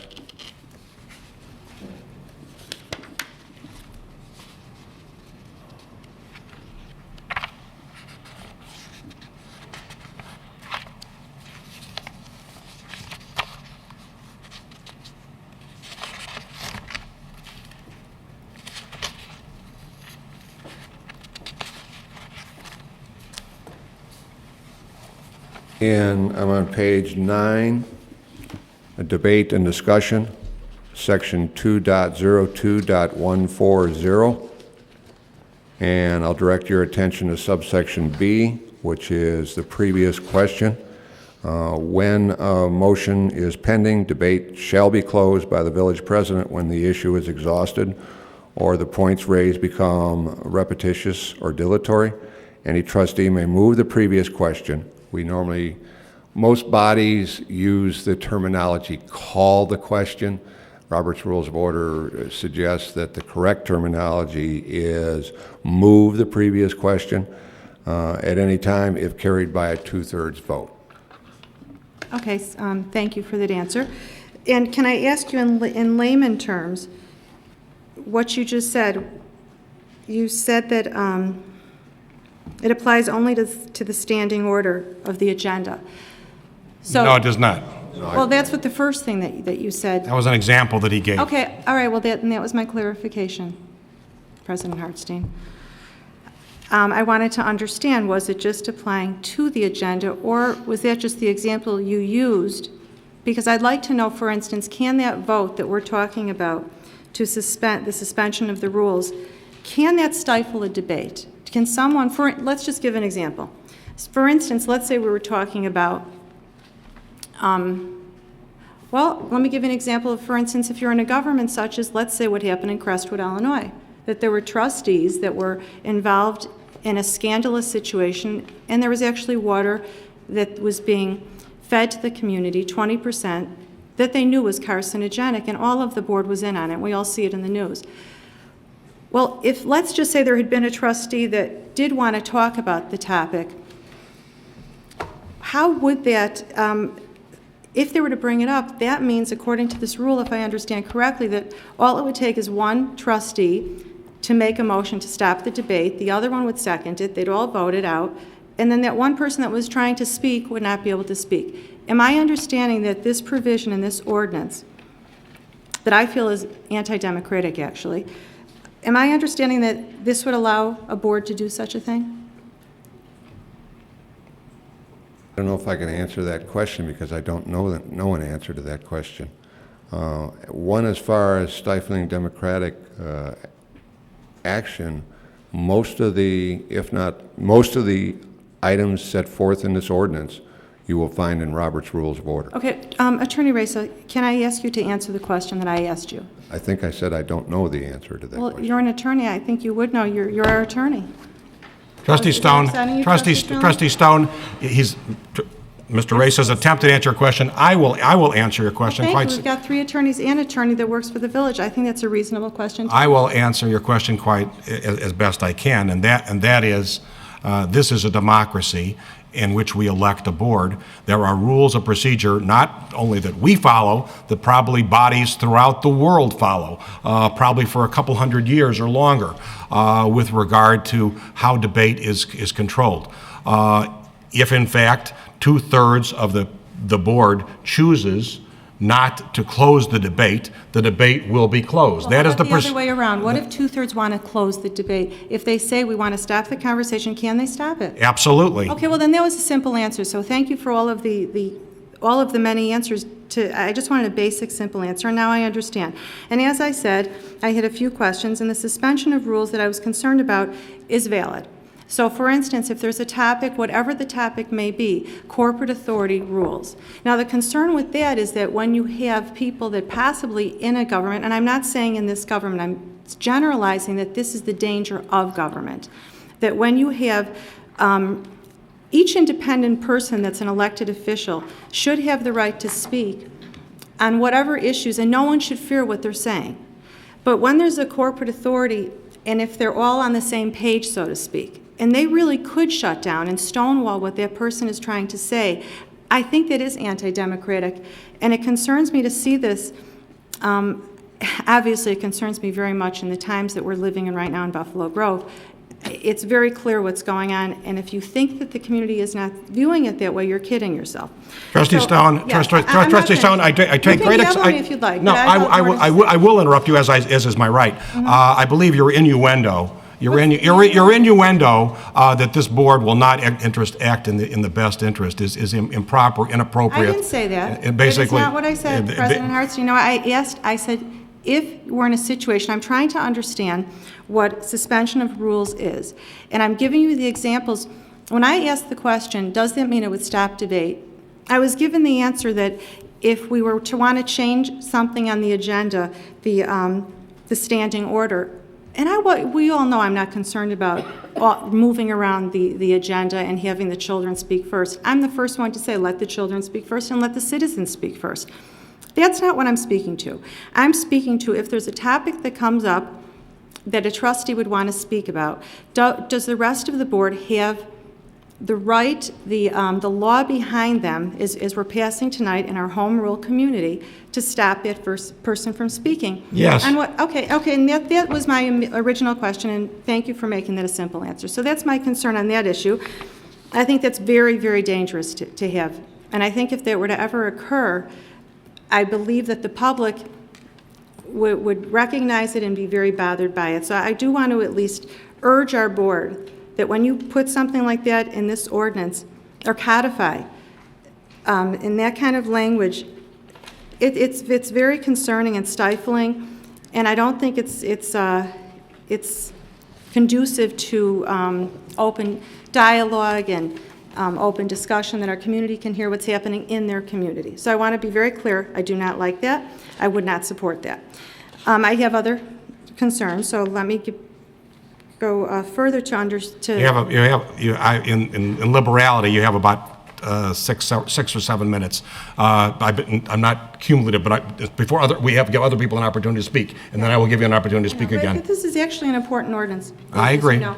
I want to give other people an opportunity to speak. And thank you. And actually, it was nice to see that actually you're addressing an ethics commission finally. Given what's going on in the community, it's nice to see that you're finally getting to that point, because we've been asking for many months. Okay, the next thing I want to talk about is that our community, the citizens, with all that's happened, you know, people when they want to come and speak out publicly to their government, many people are afraid of public speaking, number one. It's the top anxiety, I think, in the world. And they're even more anxious when they see what's been going on in our government. So I want to bring up the point that when the public comes to speak, you address the issue of, let me just find it, hold on.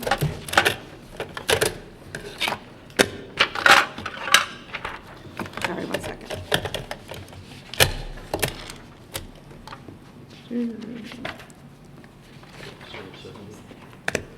Which one is it? Thank you. Sorry, thank you, Bill. I appreciate that. Okay. I just lost my place. Can someone tell me where the...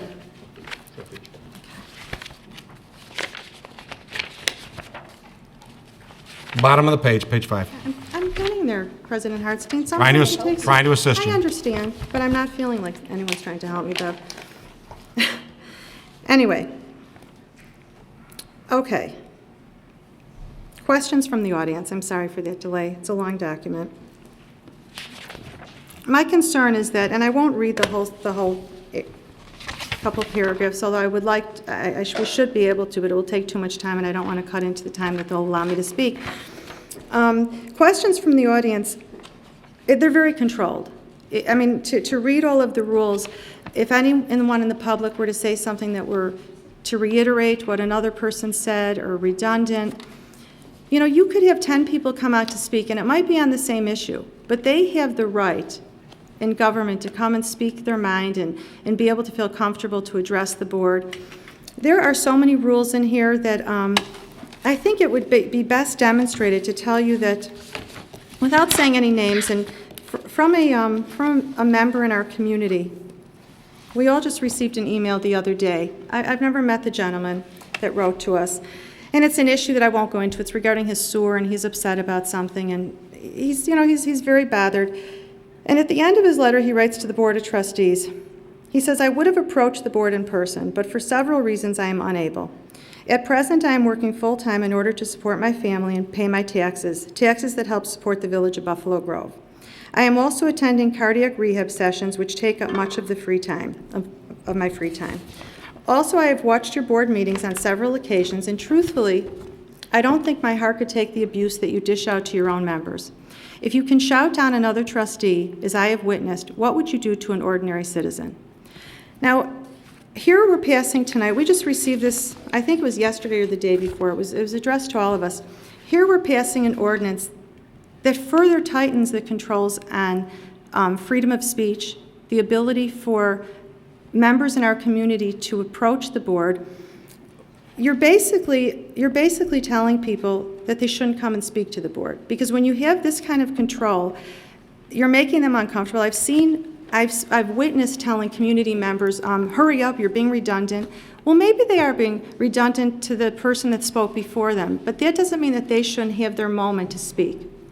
And I feel that, I don't know if in your attempt to make these meetings expeditious and get through and get through the agenda quickly, it certainly appears that you are trying to completely control what's talked about, when it's talked about, for how many minutes it's talked about.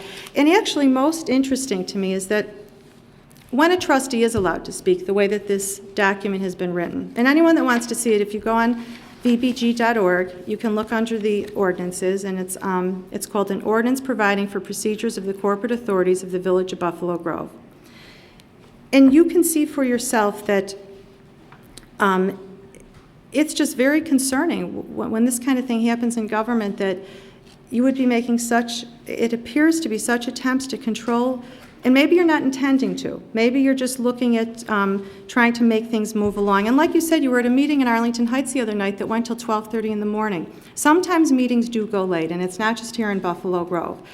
But I think that you ought to consider that with all of these rules and under trustee reports, well, as I mentioned at the last meeting, we were saying we had clarified that trustees could actually talk under trustee reports, and I was really quite happy to hear that, because I had been told otherwise for many months, and Attorney Race had said, yes, we could talk about issues under trustee reports. And then several of the trustees were concerned about that, and they said we should move it to new business or make it back-to-back with new business, and all of a sudden we were closing the gap again. So now as I see it, new business is, that's when a trustee can speak, and they're given 5 minutes. And what's really interesting is that a citizen from the public, and they should be able to, they're allowed 10 minutes, which you would think is your right in this country, to come and speak to government. A trustee is allowed 5 minutes. Now, whether it's me or whether it's, Jim Smith, in 10 years that's sitting on this board, maybe you've forgotten that the people that are sitting up here were elected to be here.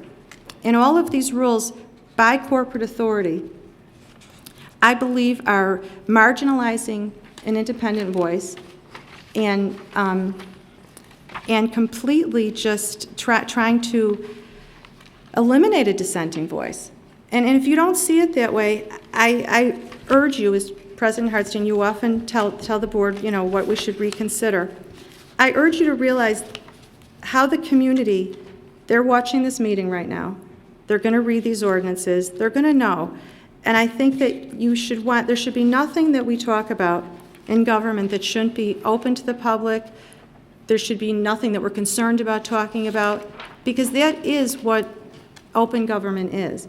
And this makes me feel like you don't want things talked about, and I just feel like that's very, very worrisome, and I want to make sure that we don't do that. Not in this day and age, and not a couple years from now. Never. That's not supposed to happen in our government in this country. And I think that is what's happening. And I think it's anti-democratic. And like I said, I think Fidel Castro would be proud. Thank you, Trustee Stone.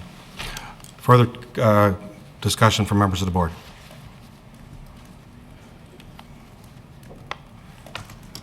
Trustee Brayman. I'll defer to Trustee Berman. Okay. Just a couple questions. If we can ask Mr. Reza, that isn't it correct that we are governed by, we passed ordinances a long time ago to be governed by Robert's Rules of Order? Is that correct? Correct. So whether or not the suspension, whether or not that portion that says suspension of rules is in this document or not, we are required under our ordinances to the same type of language. Is that correct? Suspension of rules? We're governed by the same concept, whether or not it's in this document or because it's in Robert's Rules of Order. Same concept, but this document, the proposed ordinance, can vary from Robert's Rules of Order. I understand. What it says in the very last paragraph, if I'm not mistaken, is whatever's not addressed or covered in the proposed ordinance would be governed by Robert's Rules of Order. And since suspension of rules is part of Robert's Rules of Order, we have to comply with that as well, correct? That would be correct. Okay. Trustee Stone, when you talk about the questions in the audience, I read this as being just people being respectful of us and us being respectful of other members of the community, not to discuss, not being disrespectful remarks or comments relating to individuals. I don't think it's a problem. Talking about speakers shall use every attempt not to be repetitive of points made by others. There's no prohibition. It's just common courtesy. If you make your point, that should be sufficient. Individuals may be allotted up to 10 minutes as determined by the village president to present their points unless the village president's discretion more time is allotted. it's no prohibition. It's just, I look at it more of that's what people can expect, and if it's something that the chair believes it's relevant and important, he can let it go on. Today, we had discussion for 25 minutes. I've never seen the chair in 19 years cut anybody off for 5 minutes or 10 minutes. I've never seen, even though we've had rules supposedly requiring 5 minutes per trustee, it really never happens. In fact, the provision regarding suspension of rules would promote more discussion because we could suspend that requirement of only 5 minutes a person. I think you're looking at this from your perspective, possibly, and I don't see it in the same perspective. I think this whole concept is just to put some perspective on the meeting, some flow, putting it where it should be, allowing trustee new business later on so we can get other matters of business, people sitting in the chambers here out if they're not involved in that business. I don't think it's trying to restrict people's comments at all. I think it's just trying to give it structure. That's my impression of it. And I really don't understand the comment about Fidel Castro, because Fidel Castro would be speaking for hours and hours, and maybe we should have restrictions on 5 minutes or 10 minutes of him. I don't understand that, and I don't appreciate the remark. Trustee Berman. Thank you. Mr. Reza, I've got a copy of Roberts here. Section 25 of Roberts addresses suspension of the rules. When you drafted the ordinance section, I'll call it 210, on suspension of rules, did you include anything in that section that isn't already covered in section 25 of Robert's rules? Because I don't see that there's anything in that ordinance that isn't in Robert's rules already. Can't say that I did not. I put it that way. Well, I will say doing opinion. Doing word for word. I know it would very closely parallel Robert's rules. My opinion, there's nothing, the words are not identical. In fact, I think Section 210 expresses it in more clear terms. But I don't see anything in Section 210 that wasn't already in Section 25 of Robert's rules, that didn't already govern our meetings. Suspension of the rules has always been part of the rules that govern our meetings. And whether we adopted this subsection or not, they would continue to be. Secondly, if I want to cut off debate, and Mr. President, if I may ask the question again of the village attorney, if I want to cut off debate, it's not suspending the rules. It's actually I was ready putting the question. I was ready to make that point. And the previous question is covered by Section 16 of Robert's rules. It's also covered in this proposed codification. Correct. Is there anything that is different about putting the question in the ordinance that is before us, or substantially changes Robert's rules that you can recall, or the rules that have governed this body forever, essentially? No, in fact, this board 2 meetings ago visited a motion to call the previous question, for moving the previous question to the floor, if I'm not mistaken, and that was absolutely out of Robert's rules. Thank you. The last point I wanted to at least raise is Robert's rules also addresses the ability of the public to address or speak to a board in Section 9. That rule has always been in place here as well. And what it says in particular is in meetings of many public bodies, and I'm going to skip some of the superfluous language, the public is permitted to attend. These attendees are not members of the meeting body and ordinarily have no right to participate. Some bodies, especially public ones, may invite non-members to express their views, but this is done under control of the presiding officer, subject to relevant rules adopted by the body and subject to appeal by a member. Often by rule or practice, time limits are placed on speakers and relevance is closely monitored. Is there anything in the draft rules that deviate from that concept embodied in Robert's rules?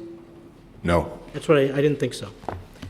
I have my own concerns, and I've expressed concerns at the last meeting about some aspects of this proposal. But I think that the questions that have been raised this evening kind of missed the point. Last time I talked about my concern with delegating authority to the village president, And I thought there were certain aspects of this rule that embody or granted discretion to the village president in ways that I'm not sure I contemplated as being the ongoing practice of this board. And I was actually comforted by the fact that there are two provisions in this ordinance. One is suspension of the rules, which allows the board by a 2/3 vote to actually do things like allow additional debate, to go longer, to grant the ability of a member of the public to speak when the chair otherwise would not permit. It also allows for appeal. And so therefore, if the chair makes a ruling, the board as a group can overrule the determination of the chair. And that is a good power to vest in the board so that we ensure that there is no abuse or overriding abuse of power by the village president. As I said, the road to hell is paved with good intentions. I don't doubt the intentions of this proposal. I know why it was brought forward. It was not for a nefarious purpose. I think it will require ongoing, diligent refinement as we see how it plays out in practice. But to suggest that this is somehow dictatorial, I think is new, it really does miss the point. Thank you. Any other comments from people who have not spoken at this point? Trustee Stone?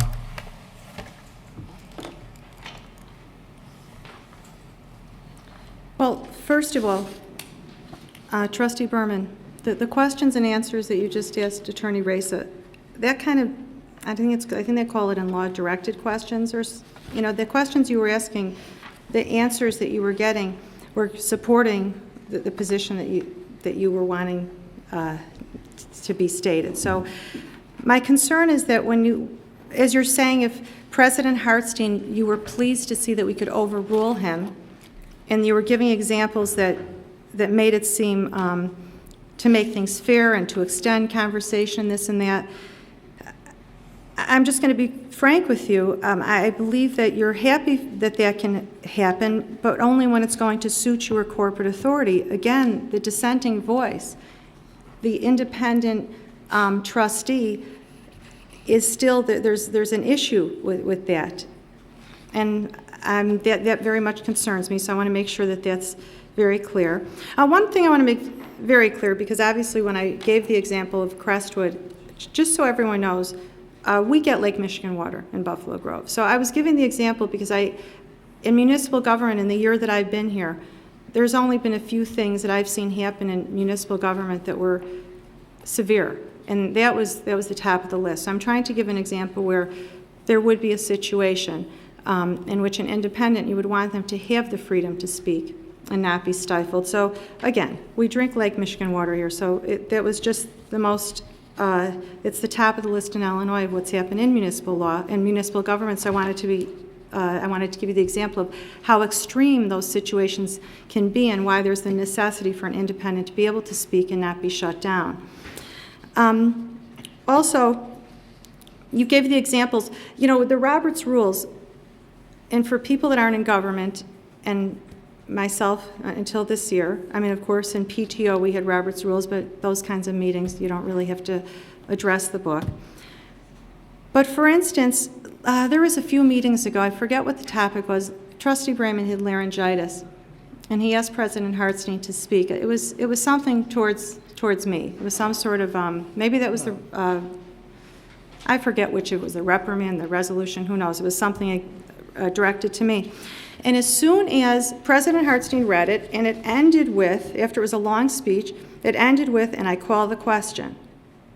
Well, in Robert's Rules, that ends the debate right there, because as soon as someone says, I make the motion, I second this, that, then the conversation was over. Those kinds of maneuvers that Robert's Rules, if you're skilled, there's even a Robert's Rules for some kind of, I forget the name of it, but I mean, you really can use Robert's Rules to your advantage, so long as you have someone to second your vote and things like that. There's things you can do to stonewall. Obviously, when you call the question, those kinds of things bother me. I would think that all of the board members would want each and every board member to talk about the issues that they're concerned about in the community, and that there would be no reason that you would ever want to stifle someone's speech. There should be no secrets in government. There should be nothing that's uncomfortable to talk about in our government. And that really bothers me. And what I see in this ordinance tonight, I see areas of that are definitely being stifled, and I think that a First Amendment lawyer or a constitutional law professor, it would be a good idea for them to look at this document, because I know what you're professing and you're saying, you know, all the good and the reasons, and I'm not comfortable with it. I'm concerned for the citizens, and I want to just make that point clear that, and I understand there are citizens that may come, and let's say we're talking about whatever the issue. It could have been, as Mr. Hurwitz was saying tonight, regarding the apartment building being built in Arlington Heights. And maybe there would be 10 people that wanted to speak, and maybe there would be 20, and maybe they all had the same thing to say. And it may have taken a lot of courage to come here and address a board, because people get nervous to speak out, especially to government. And as you heard from the letter from the citizen earlier, people really are uncomfortable, and we only make them more uncomfortable by doing things like this. When you say to a citizen, don't be redundant, don't reiterate. Well, if they've been thinking for 2 weeks they want to come and address an issue, and then the person before them speaks about that issue, but they don't say it quite with the same emotion or the way that the person wanted to address the public, they have a right to do so. And with the rules that you're suggesting, it would make someone a wreck if they want to come speak to the public. If they're going to say something that the person just said, there's so many rules in here that you're basically saying to the public, we really don't want to hear from you. That's how I look at it. And I know you're all going to say, no, that's not so. But I can tell you, when you hear from a man, and he seems, obviously, he said he's got a cardiac problem, so he's an older gentleman, it seems. And I don't know if any of you know this gentleman, but you know who you've got the letter as well. When you hear from a citizen that they're afraid to come out because of how they're going to be treated by the board and what you would do to an ordinary citizen from what they're witnessing, I'm asking you to think twice, perhaps looking to and asking the advice of a constitutional law professor or a First Amendment lawyer. And what we want to do is we don't want to chill the community any more than they already have been this year. And don't kid yourselves to think that they're not chilled. For instance, and I'm going to give this example once again, when you have an issue and you have people come out by the dozens and they fill the chamber, and I won't even mention, you know, the gambling issue, I won't say the 3 letters. But when they come out and they see that they fill the room and they tell the government, please table a vote, we hold off 2 weeks, we didn't know about this issue. And you hear them one after another and you don't respond. It's chilling. That's a chilling effect. When you have an election and someone gets elected and it's a dissenting voice and it's someone that challenges government, and then you pass a recall ordinance and this and that, these kinds of things are chilling to the public. And the last thing, you know, we hear our clerk always talk about there's not enough voter turnout, and we know there's not enough voter turnout. You're not actually encouraging people to come out and vote and to really get involved at all and to feel that their expression is even valuable. So I just want to be clear, this document is not one that I support for those specific reasons. It's not that I'm against Robert's rules at all. But when it's used when it's not disingenuous, you know, then it's fine. But when there's other reasons underlying, and whether you realize or not how it's the perception, and I think you should reconsider or consider those few areas and make it a little bit more comfortable for people to speak, trustees and citizens as well. Obviously, corporate authority will win, and we all know that, and you can present it however you want. But that is what will happen, and I think it's concerning. I think you should be concerned too. Thank you, Trustee Stone. At this time, before I call anybody else, I do want to respond just briefly, because I do take great umbrage at the reference to Fidel Castro. I think anyone who sat at this board in the nearly 12 years that I've sat here knows that at no time have I ever not given anybody on this board or anyone in the public an opportunity to say virtually anything that they want to say. If someone is being repetitious, sometimes I may have encouraged people to try and not repeat what other people have said, but I have not cut people off. I have let people speak. And I've let people, we've stayed here generally as long as it takes on any issue, whatever that issue may be. And actually, I take pride in the fact that our community, unlike many communities, probably has a more liberal policy in letting people speak. In many communities, for example, you can't even speak or you can't even address the board unless you've registered with the board first. There are many communities that you have to fill out a form, and if you haven't filled out the form ahead of time, you can't speak. There are many communities where no one is allowed to speak unless it's a public hearing. I've always taken the feeling that, and most boards, matter of fact, do not allow the public to participate and share their thoughts once they've had their open discussion and comments from the audience. When an item is being discussed by the board, quite frankly, the majority of the boards that I'm familiar with don't even allow any discussion by people from the audience to participate and share their thoughts with the board. But unlike that, we as a board have operated, and I have always been committed to that, and making sure that people can speak whenever they want to speak when we're talking about those items. I've always taken great pride in that. I take great umbrage at once again, and I use the term innuendo, because I think it's distasteful, it's inappropriate, and disgusting. But at this point, I will now call on other people who would like to speak. Trustee Trolling. Thank you, President Hartstein. I couldn't agree with you more. You have always shown compassion for everyone. You have always shown respect. You've always given the time necessary for someone to convey their true thoughts, regardless of whether or not they've been repetitious. Unfortunately, the only time we hear things that are repetitious are sometimes from this dais, and that's where it hurts the most. It is extremely disheartening when there is the complete, utter disregard for the process that has been established for countless years by this board, by governments throughout the United States, both our state government and federal government, and to disregard those rules and regulations and procedures by which we are merely going to be adopting to help facilitate a meeting that provides for an order, that provides for a forum for discussion, that provides for a way of governing. And I will be very brief, and I think it's time that I would like to take advantage of Robert's Rules of Order, and I'd like to move the previous question. Is there a second? I would point out that Trustee Glover has not even had an opportunity to speak, nor has Trustee Sussman. I would urge no one to second the motion at this time. Trustee Glover. Okay, I don't even know where to begin. I have a lot of random thoughts, so I ask you to bear with me. I'm going to be brief, however. At the meeting that Trustee Stoney is referring to, that my neighbor here had laryngitis, and Village President Hartstein read his memo, was on the escape project, and Trustee Stone wasn't the only one that was criticized. I was also.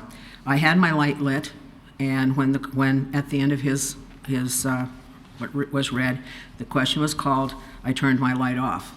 Now I probably could have pursued it, but I didn't. You know, I'm so tired of having Crestwood brought up in reference to Buffalo Grove. We are not Crestwood. Forget Lake Michigan water. We are not Crestwood. We never have been. We never will be.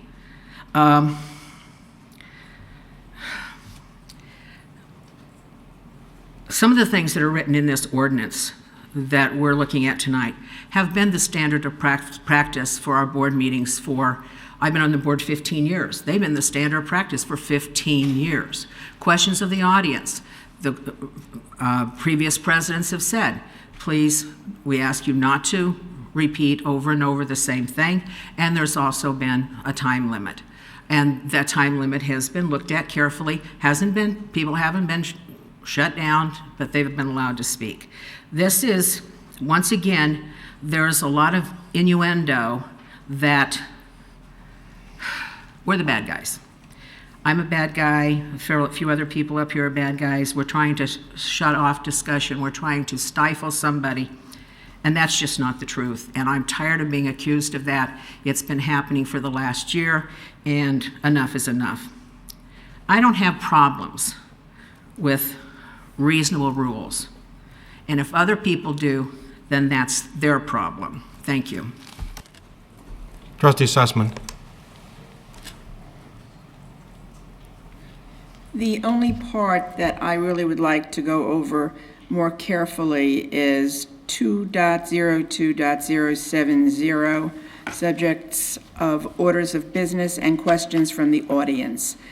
I know that residents in the village who are here can come up and talk to us about items that are not on the agenda. It says so right there. And when we have items on the agenda that we're talking about, they can also come up and speak, correct? That is correct. Why don't I see that in here? Am I missing it somewhere? It's for agenda items may be made during the agenda item 3. For agenda items, comments may be made during the agenda item when recognized by the village president. That's fine. I would just want residents of Buffalo Grove to know that we want them here in the audience. We want them to come up and talk to us. We feel it's very important to know how they feel and what they're thinking, and would never for a moment say, don't come up, or you sit down, you've spoken enough. I've never heard President Hartstein say that in the year, tomorrow is 1 year, that we were elected, the last election, that we were sitting up here, and I've never heard in that year, I've never heard President Hartstein ask anyone to sit down or to be seated. And I would hate residents of Buffalo Grove to feel that way. And I'm just wondering, there are people here who come up and speak. Could I ask them a question, President Hartstein? Pardon? Could I ask a question, some people in the audience? You can say no. It's okay. I don't think it's necessary. I'd like to give the opportunity to the board to speak. I don't think we don't need to open this up unless there's people who want to speak on something. Anything further? Thank you. Trustee Brayman? I just want to reiterate what you had stated, and I have had experiences in other villages, and professionally to go in front of other villages, and when I do so, it's always interesting to see how they run their meetings and what their agendas look like, etc. And to say that we're trying to stifle the public is really disingenuous, because I look at others, and I know many times not only do they have to register that day, some villages you have to register a day or two before the meeting. Many times the place for the agenda for public comments is at the end of the agenda when most people want to be home doing something else. Even our state legislature requires people to check in, to put something in paper before they speak. We've never said no to anybody.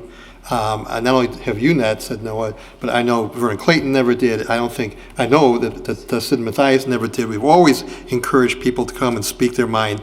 And even though we'd like them to keep it brief and keep it relevant, it goes off, and nobody's ever told them to stop speaking, etc. I just don't think that this provision in here says what Trustee Stone, what you think it says. I think it just gives some format to people and to us, and what we have to determine. And I think the whole point also what the president was saying was the fact that we are unlike many other villages in that we welcome discussion from the public in every single item, be it budget items, be it planning items during the course of our discussions. That's unusual. I rarely see it in any other village. And I think we encourage people to participate, and we don't discourage them. Thank you.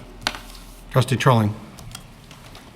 Yes, since everyone has spoken, I'd like to move the previous question, please. Wait, I had my light on. You've spoken twice. There's been a motion made and seconded. If someone wants to withdraw the second, I will. It's in the choice. I will allow Trustee. If the second is withdrawn, I will recognize Trustee Stone for 1 minute. Oh my Gosh, I appreciate that you did that. That's exactly my point. Everyone spoke 2 or 3 times. This is an important ordinance. Everyone has spoken okay, twice. don't use up my time. Okay, President Hartstein, thank you. I just want to bring up a couple points, and if I go to 2 minutes, please allow me to. You know, a couple points are brought up that Trustee Glover, you say in all the years, you know, you've never had to deal with this or whatever you were referring to. I understand, and I clearly am a dissenting voice. There's no question about it. But I'm going to be honest, and the whole community knows this. For many years in this government, the people that sit on this board, and the way the government works, at least municipal government, when you see board members, typically the new board members that come on, they're friends of the other people, they're somehow some affiliation, and newcomers rarely break through. In fact, most races are not even contested. And that's obviously why, for instance, in the past many years, we don't see a Cook County representation, in my opinion, because I believe there was a lot of Lake County board members, and then their friends get on the board, and I think that's how it goes. My point being is that you have not had to ever deal with in a long many years, a true dissenting voice. And I obviously have disagreed with you on very many topics. And for that reason, I guess it might be difficult to deal with, and it's not what you're used to. But that's why I'm concerned that the rules that have gone on with this board that were working well, when there's an individual that has a different thought or a different position, I think that it's important that you realize sometimes that is the case, and they're not always going to be people that you've worked well with, but they still have the right to speak up. Also, I want to bring up the point that Trustee Trilling, you talk about government throughout the state, federal, this, that. I mean, we have a great country. Thank God we live in the United States, but there are issues in government that I think we all know we're not comfortable with. So, it's important to have people that do speak up on different issues, that challenge that system, that challenge the establishment. That's an important thing to have in government. Trustee Glover, also, and I thank you for clarifying what President Hartstein was speaking about that night when Trustee Brayman had laryngitis, and it was about the escape issue, and Trustee Brayman was upset with me and Trustee Glover and Trustee Trilling and Trustee Berman, and he wrote it up, and he made a few cute comments about Berman and Trustee Trilling, and he said to Trustee Glover he wanted her to remember to stand by what Chief Belinsky said. But the rest of that next 5-minute dissertation was about me, and what concerned me is that then he said, I called the question, but what was spoken in those 5 minutes was completely attacking my authenticity regarding my heroin platform into the lengths that I've gone to try to stop the heroin that is attacking our community as well as the country, and there's big problems with that. And he completely, because I felt that the dance arena was acceptable if we had uniformed police. 30 seconds. That's great, President Hartstein. He was suggesting that my whole platform and my whole fight against heroin was disingenuous. And maybe perhaps you forgot that my sister's a heroin addict, so there's nothing disingenuous about my fight against heroin. And for you to have attacked me that way and then said I called the question and not allowed me to respond, that to me was just appalling. And I think to the community it was as well, and I'm sure you probably heard that. So I want to make sure that we're clear on all these points, because I guess it's all which way you look at it. You can take any situation and say, hey, there are rules and this is what's good and we want to have follow the Roberts rules, and it is good. It is good, but so long that you're not shutting down a voice that was elected on this board, that's wrong to do. And it's wrong to shut down the people that come to speak.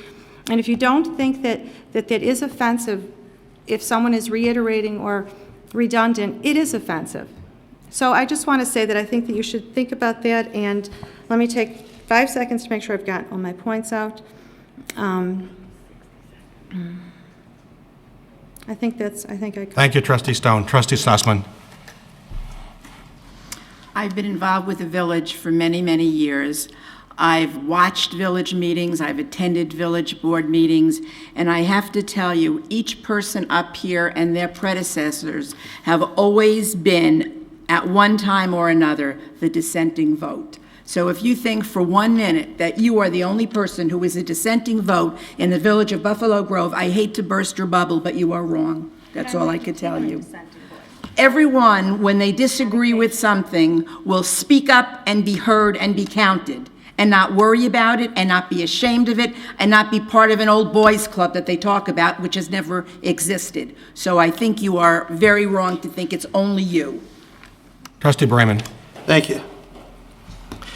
You know, the statement that was read by the president and I wrote was, first of all, I waited, asked him to do it after everybody spoke twice, after there was nobody else that had their lights lit. It was not an attack. In fact, I believe I said it was an attack. It was merely trying to remind you of your position before and asking you to think of those positions, because I thought that was contrary to what the position you were taking here. I was asking you to consider that because I thought if you really looked at what your position was before and looked at your position here, that you may change your mind is what I wanted. But of course, if somebody doesn't agree with you, in your mind, apparently, they're attacking you. That was not with the intent. Pardon? You know, There's not, Trustee, there's no discussion. Trustee Brayman has the floor. It's really disturbing because, you know, not everything that we say is attacking you, Trustee Stone. You may think it is, maybe in your mind it is. It's not. And, you know, it's interesting. If somebody here says something to each other, you stop and you make a whole big deal about it. But you're sitting here talking to me, making some gestures, and I'm supposed to acknowledge it and be okay with it. Please treat me like you want me to treat you, okay? Trustee Berman. Mr. President, I renew my second. Thank you. There's been a call for the question. This is a motion to call the question. Will the clerk call the roll? Raymond? Aye. Glover? Aye. Berman? Aye. Trilling? Aye. Stone? No. Sussman? Aye. Motion carried. Thank you. Question's been called. I'd ask the clerk call the roll on the motion. There's been a motion made and seconded. Yes, sir. To adopt this ordinance. Raymond? Aye. Glover? Aye. Berman? Present. Trilling? Aye. Stone? No. Sussman? Aye. Motion carried. Thank you. We move now to the next item on the agenda, which is item B, a resolution 2010, what is that number? Should be 18. 18. Relating to the intergovernmental agreement between the Village of Buffalo Grove and Buffalo Grove Park District on computer server support. Trustee Sussman. I make a motion to approve resolution number 2010-18, intergovernmental agreement between the Village of Buffalo Grove and the Buffalo Grove Park District on computer server support. This intergovernmental agreement between the Village of Buffalo Grove and the Buffalo Grove Park District will modify Resolution 2005-16 for computer server services provided by the village for the Park District. It will further eliminate computer workstation support provided by the village to the Park District. Lastly, this agreement modifies the annual maintenance the Park District pays the village from $24,000 annually to $10,000 annually. Second. Thank you. The intergovernmental agreement amendment is brought forward by staff this evening based on a request of the Park District to really wind down the services that we have provided to the Park Districts for the last 5 years, again, since the adoption of the intergovernmental agreement under Resolution 2005-16. Again, this is a cooperative, has been a cooperative effort between the village and the Park District for us to provide staff support to various hardware support functions of the district. The role has changed over the course of time, and with the review of this matter, really is brought forward by outgoing Director Rilko and the new staff coming on. They have the support now in-house to do the work that we have been providing, and as such, the agreement is wound down only to provide the services that are noted in the body of the overview and then with the intergovernmental agreement. I also want to note for the record, too, that the resolution missed being in the packet. Again, it was on the dais for this evening, and if approved, would again authorize the execution of the IGA. Trustee Brayman. Thank you. Two questions. Bill, first of all, I take it the reduction of the payment from $24,000 to $10,000 is correlated to the reduction in the amount correlated in the amount of work to be done? That's correct. No, absolutely, yes. And I would suggest in the intergovernmental agreement that the dates for the signatures be changed to 2010. Thank you. So noted. Do read it. There's been a motion made and seconded. Is there any discussion, further discussion on the motion? Clerk, call the roll, please. Raymond. Aye. Glover. Aye. Berman. Aye. Trilling. Aye. Stone. Aye. Sussman. Motion carried. Thank you very much. Moving to the next item, authorization to waive bids and purchase Phase 1 telephone infrastructure equipment. Trustee Berman. Thank you, Mr. President. For purpose of discussion, I would move authorization to waive bids and to purchase Phase 1 telephone infrastructure equipment in accordance with the material contained in our packet memorandum in an amount not to exceed $60,259. Oh, thank you. For the staff. Thank you very much. The authorization to waive bids and to purchase the telephone equipment is really a continuation of a process that Rob Giddens and staff shared with the Finance Committee on April 12th. And again, it really starts to rebuild the obsolete phone system, starting with the core infrastructure. While the amount that staff is requesting to spend at this time is $60,259, to separate the issue, the waiver of bidding applies to the switches that can be purchased through the Illinois Department of Central Management Services under the Joint Purchasing Agreement Contract CMS 8293460, and that is an amount that exceeds the village manager's authority to purchase without a request for bid waiver. That is in the amount of $33,459 of the total investment that would be required for this project.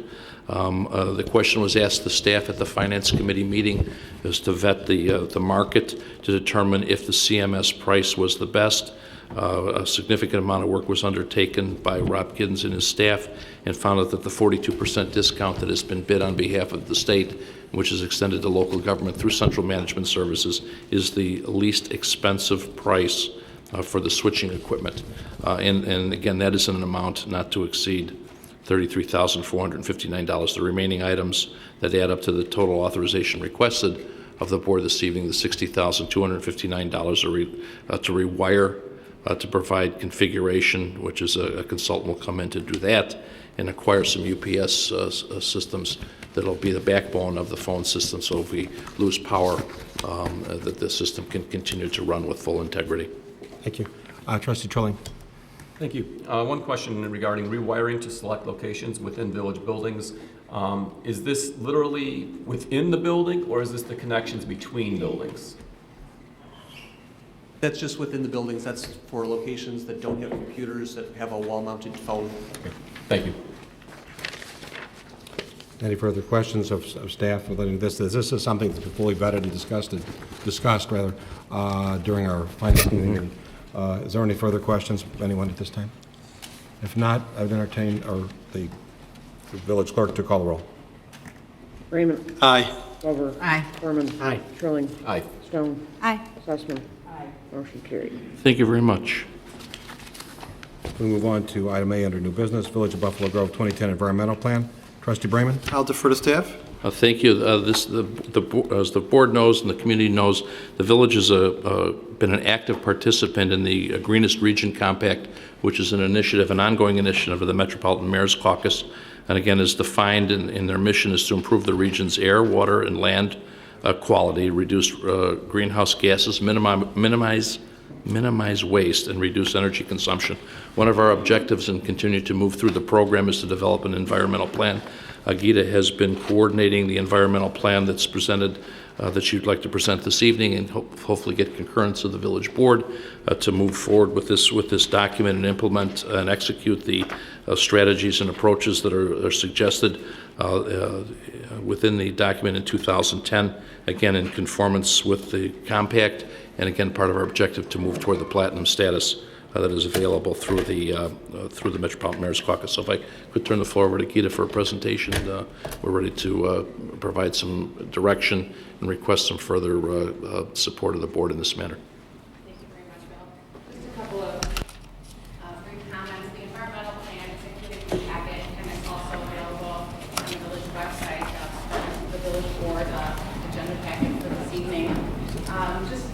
Yeah, I don't know that your microphone's working. Is it on now? Yep. Yes. Just a couple of highlights about the plan. One, I do want to recognize the staff team that's been working on this initiative. This project was being led by our past graduate intern, Denver Schmidt, and then we also had Bob Feil, Brian Sheehan, Greg Boyson, Brett Robinson, and myself that served on the staff team with support by Bill Brim, the village manager. The whole issue of environmental planning and goals and initiatives is something that the village board has supported for many, many years. Two formal actions that the village board had taken in previous years. In February 2007, the board approved a resolution that made us members of the Clean Air Counts Coalition, and as Bill mentioned, this initiative was a Northeastern Illinois regional initiative to reduce ozone-causing emissions and therefore improving air quality and enabling economic development. It was a collaborative effort by a number of agencies, the U.S. EPA, the Illinois EPA, the Metropolitan Mayor's Caucus, and a few others. We started that initiative, and I'm very pleased that today Buffalo Grove is one of only 10 communities that attained gold status. It's just one level shy of the ultimate platinum level, and that's based on all the work in this area that we've been doing. In December 2007, the village board approved a resolution supporting the endorsement of the Greenest Region Compact, again, as Bill mentioned. This is an initiative that was proposed by the Metropolitan Mayor's Caucus, and it provided for strategies directed toward a cleaner environment, water conservation, recycling, pollution reduction, land and tree initiatives. Again, these are initiatives, most of them are practices that the village had already been undertaking, doing it for many, many years, but it enabled us to compile a plan, document the programs and initiatives that we're doing, and also set goals for the upcoming year. There are 8 strategies within the environmental plan, and each is broken out into current programs as well as proposed initiatives. These are quickly the 8 strategies, and again, they're detailed in the plan. And then just to give a couple of highlights, these are some of the current programs which we've done. The Water Conservation Ordinance is something which we've had for many, many years. It provides for watering restriction for properties within Buffalo Grove, again, for water conservation purposes. Just to jump down, we've had a partnership with the Solid Waste Agency of Northern Cook County for many years. We have current programs in place regarding recycling cell phones, laptops, light bulbs. We have anti-idling practices for all of our municipal vehicles. We implemented in 2008 and again last year new HVAC systems at police and golf, which provided for greater efficiency. The low or no volatile organic compound products is something which we include in our cleaning contract services, again for a better environment. As mentioned at previous board meeting, we are a Tree City USA. We've been one for 21 years in 2010, and we've had a forestry policy since, I believe, 1970. So again, these are practices that in some cases we've done for many decades, but we wanted to formalize them and document them as part of this environmental plan. We have a very aggressive program as part of the environmental plan, which sets forth different types of programs that we would like to roll out in the new year. Most of this, I'd like to say, are done bearing in mind to do it in the most cost-effective manner. As it relates to communication, and the first thing is the enhanced website, education and promotion would be done via communication modalities that we currently have in-house, utilizing the website, the e-news, and again, talking about the initiatives that we're doing, educating the community, collaborating with government partners. Alternative fuel options is something that we will continue to look at for all the vehicle purchases that the village conducts. And one new initiative that we talked about is a resident environmental challenge, whereby we would ask residents as well as businesses for environmental initiatives that they're rolling out in their homes, and it gives us an opportunity to recognize them and also promote some of the great things that our residents and businesses are coordinating. Of course, anything that relates to policy consideration, we will certainly come back before the village board seeking your guidance and direction. And in terms of next steps, We'd like to do with the board's acceptance this evening, subject to your acceptance. We would reach out to our government partners and present this plan to them. In drafting this plan, we sought feedback from the Buffalo Grove Park District as well as a group that they have working with the Park District called the Environmental Action Team. So we did get their preliminary feedback in helping us draft this plan that's before you this evening. But subject to your acceptance, we would roll this out to all of our government partners for their review. We would promote the plan again utilizing current communication tools that we have available to the village, and then we would implement the programs that's set forth herein. We will follow up as indicated with the village board on any policy direction, and then at least annually we'll provide an update to the village board on the initiative. That's a quick summary. I'm happy to answer any questions you may have. Thank you. I'm happy you mentioned the Environmental Action Team, because I was going to mention that. Because I think it's really kudos goes to the Park District and the members of the Environmental Action Team in terms of trying to take some active steps dealing with the environment and so forth, which are consistent with many of the goals we as a village have. And hopefully in the year ahead, maybe we can explore some new partnerships and possibly doing some things together with the Park District and the Environmental Action Team. It's an opportunity for people who care and want to be involved in promoting sound environmental practices to get involved on a hands-on basis. And I think that's a super opportunity for people in the community, many who would like to see how can they be involved. So to the extent that we can do more with that, I think it's super. Trustee Stone.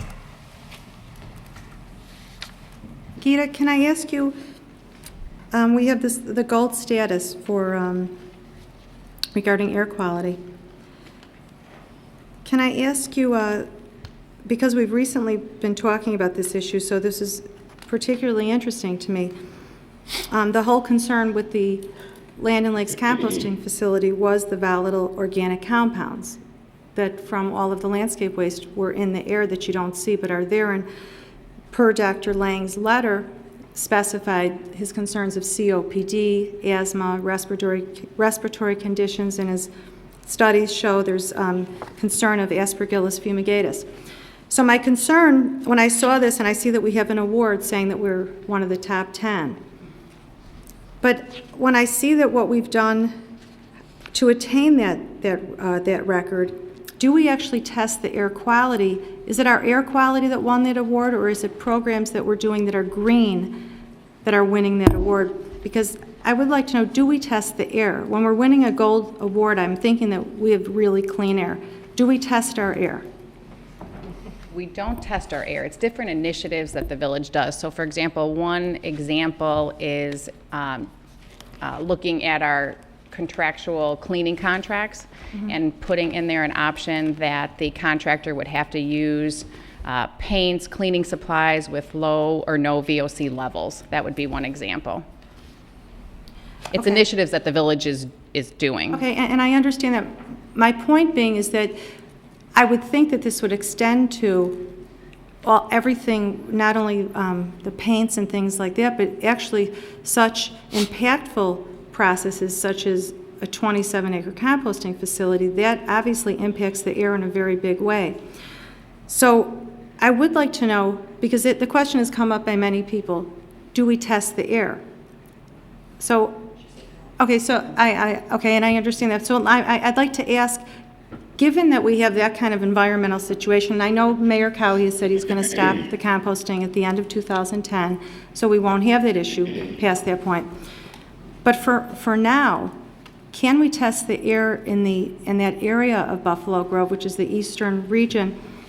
I don't know how far volatile organic compounds travel, but can we test the air quality? Because looking into this whole situation, I felt that we should have a test of that.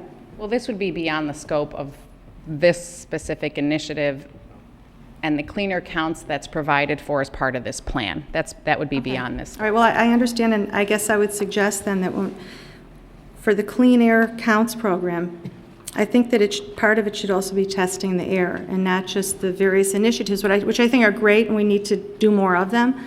But I think testing the air would be a really important part of the gold status of Clean Air Counts. That's the first thing. And the second Well, let me ask you this, before I address the next question, it doesn't have to do with air. You're going to go forward, or are you finished with your presentation? Okay, then let me ask the next question.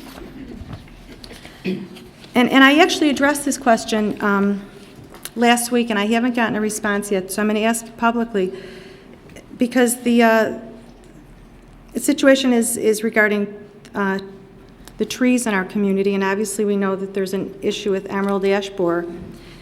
And I asked Manager Brim, and I think I also mailed the various managers, so I wanted to know a few things. One is, how many trees have we actually lost to emerald ash borer? It was diagnosed that we have emerald ash borer in the fall of 2009.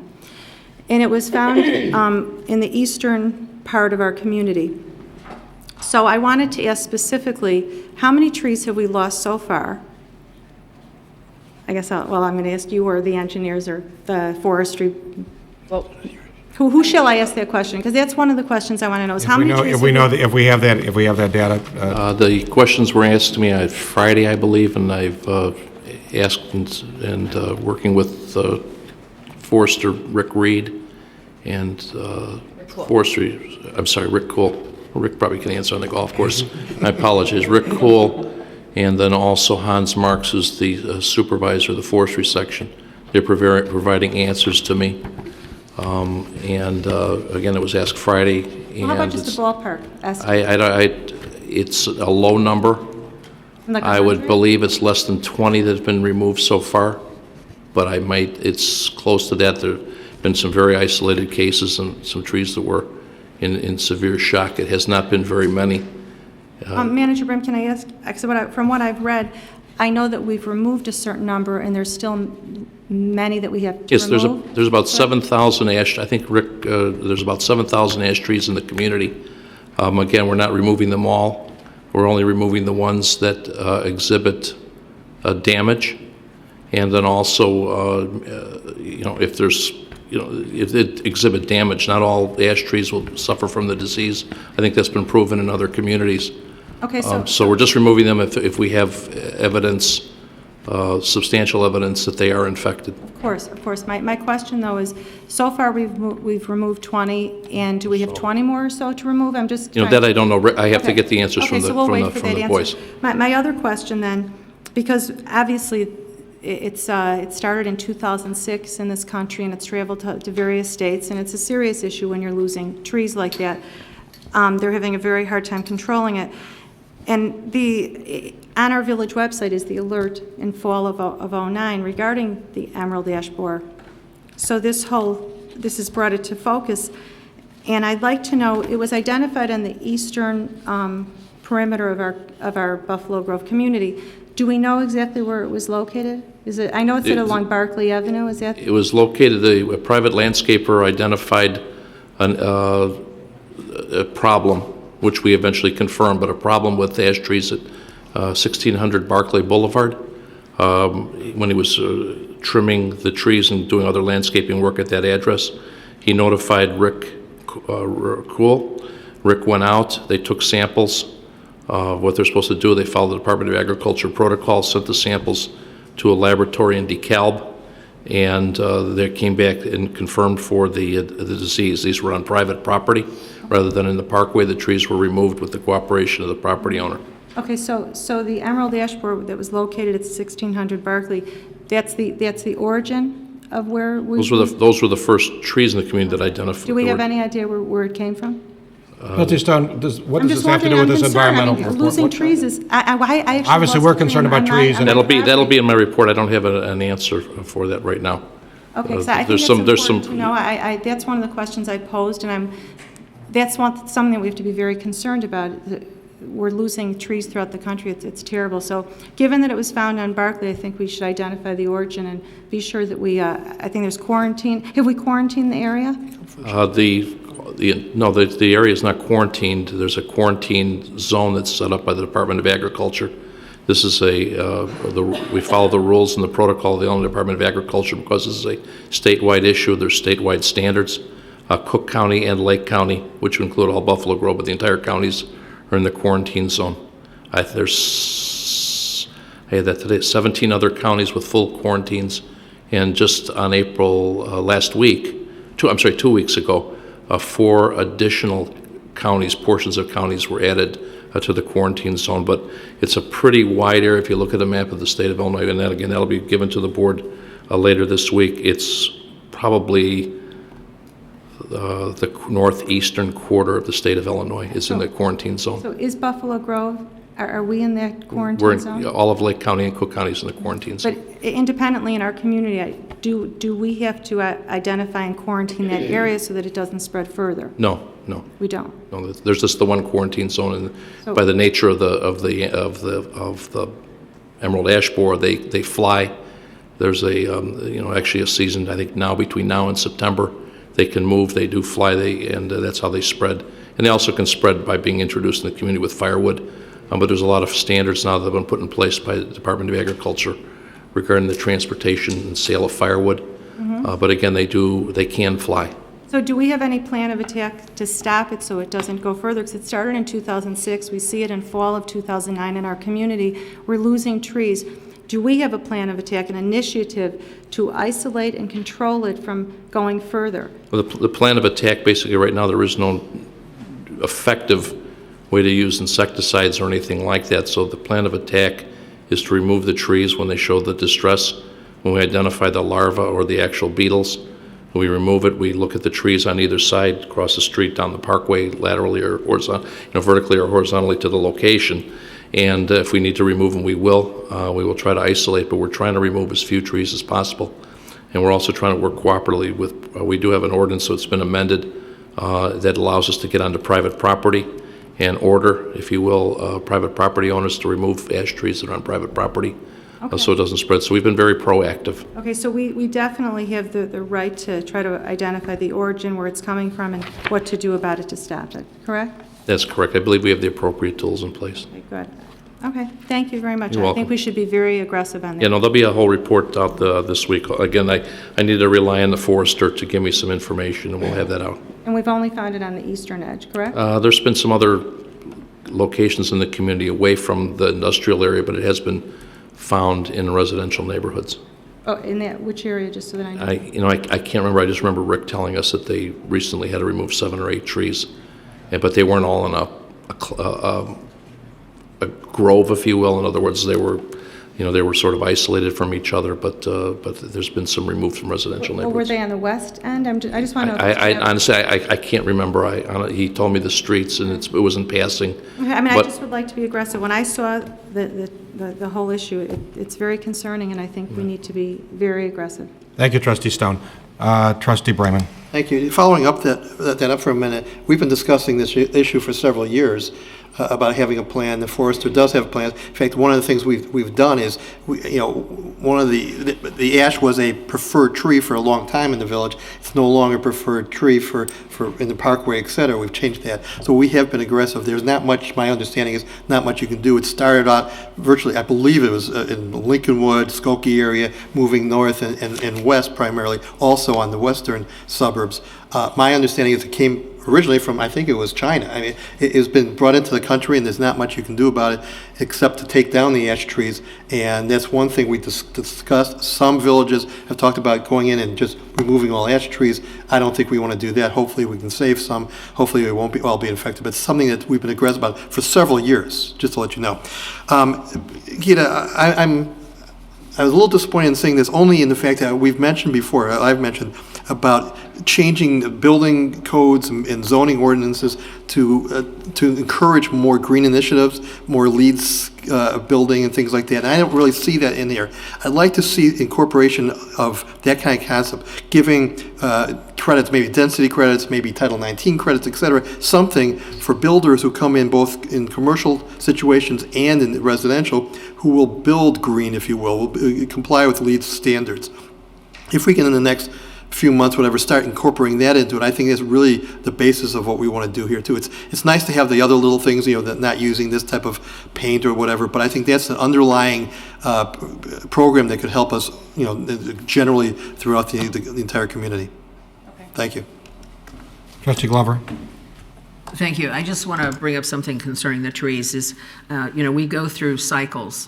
When I was a child, we had elm trees everywhere, and then the Dutch elm disease came along, and now there were no longer elm trees, although there is an elm tree now that you can plant that is not susceptible to that, as there are ash trees that are not susceptible also to the emerald ash borer. But there are also a lot of different trees that you can plant and do a variety of trees that do not have any sort of a disease that is all-encompassing, shall we say.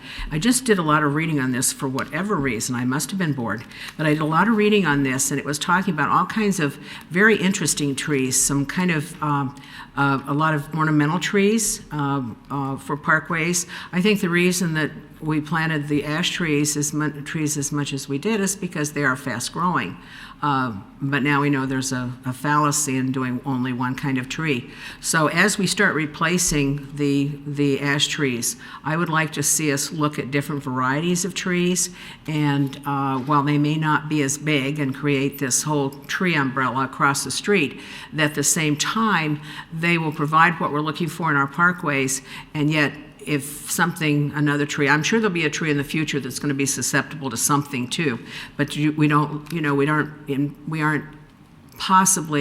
not possibly be losing a lot of trees that way. So that's one of the things to consider, I think. Okay, thank you. Trustee Trilling.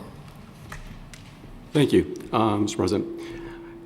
I recall no less than 2 meetings, at least, that we had at the village board level where Rick would speak to us regarding the emerald ash borer and the concern that this board voiced at that time regarding how to control it and how to deal with the situation, and recall how difficult it is a situation to deal with. There isn't much you can do other than identify it, and how we were very grateful for the privatization, or I should say the contractors who are in private practice and their partnership in helping us identify, because actually the first case was identified by a private contractor, and we appreciate that continued support by any contractors that identify it within the village, because it's something you do want to address. It's not something you do want to ignore, because the sooner that you fall a tree that is diseased and the sooner that hits the chipper block, etc., will hopefully stem the tide for, if not a short period of time, maybe even the long term.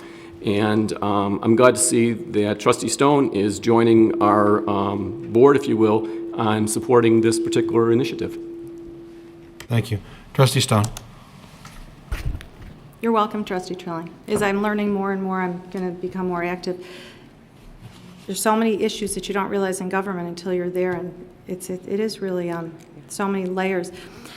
What I'd like to ask, and I mentioned it many meetings ago to Carol regarding when we were talking about contractors and we were charging contractors $100 a year to do work in our village, and I had asked if we could please include all of the landscapers because it concerned me that they put pesticides on our grass, and I don't mean just the regular fertilizer. I mean things such as grub killer, things that are really, really toxic.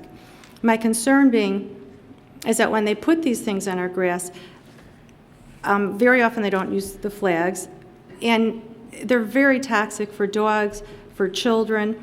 So when kids are running, I live on a bike path and there's kids and dogs all over the place, and if my grass is treated with grub killer, no one would know that if the flags weren't there. So at the time, my concern was to please include the landscapers, and there wasn't enough interest on the board to include them, and I understand because they said it was not enforceable, and I understand that that's a tall order for enforcement, but it doesn't mean that we should not at least make the standard. My hope was that if we included the landscapers, that then they'd have a reason to come to the village, and we can give them an information sheet that says the types of products that are allowed here, certain products that require, if you don't have the flag, you'll be fined, something like that, because these are chemicals that while we don't see them, they're very serious to come into contact with. And again, I'm not talking about just the regular, simple kinds of pesticides, which even then you want to limit, but when you're talking about the toxic ones, when someone's picking up a bag of grub killer, and if they could even be getting a more benign bag, and they don't realize that maybe they've picked up the grub bag, and certain chemicals are very serious. Furthermore, I think this would be a time that I'm asking if we can somehow include that, because this is the Village of Buffalo Grove 2010 environmental plan. So if it didn't fit into the contractor plan, I'm hoping that somehow we can consider how to address it. I remember, Trustee Sussman, that you had concern about it as well. And one of the things that I asked the board to consider is that when these chemicals are put down on the grass, and then all of the landscapers, during the whole season, they're cutting the grass and the leaves and everything that's being treated with these different chemicals, including chemicals that might prevent things like emerald ash. There's so many chemicals now that we're trying to stop certain things, and they can be just as harmful as the thing itself. So when these landscape waste, things like that are being lawn mowed and this and that, and then they're being brought to different facilities for composting and things of that nature, you can imagine just where all of that is going, and all of the pesticides are being composted, for instance, and those are the pesticides that the villages don't have any type of ordinances regarding. So, in other words, we're making our bed. If we don't do something at this level, well then, when we find out in 10, 20 years, what it's done to human beings, what they found that it's done to mice and this and that, now they know in human beings because the years have gone by, I think it's our responsibility to do what we can. These pesticides are very strong, and I think that we should do something. The fact that it's not enforceable through the contractor method by $100 a year, which I think is at least worth trying, I think we need to do something, and I think this is the plan where we need to try to address it. And Trustee Sussman, I appreciate that you are concerned about it as well. I've been concerned about this prior to government. Since I had children, I realized that was, especially having boys, they're all over the grass and all that. It really worried me. And our communication with residents as well as property managers, that may be the opportunity to educate them. Yeah, but Gita, the problem is if we go at it through residents or managers, the reality is maybe we'll have some people addressing it, maybe not. When you have some sort of law in place, regulations, it's like having speed limits. Not everyone is going to comply, and they're going to get tickets, and maybe some people aren't going to get caught. But at least in the back of your mind, you know what you're supposed to do and not supposed to do. If the landscapers have absolutely nothing to follow, and I know that statewide regulations address these certain issues, but we do have a home rule community, and we can impose certain criteria that at least tries to protect our community and the dogs and the kids. I don't understand why we wouldn't, so I'm hoping that we would. It's bothered me terribly, so I hope that this is the time that we can, and hopefully the board will consider what to do. Thank you. Picking up, I think Trustee Stone is a concern in this particular issue is a legitimate one in terms of dealing with the issue.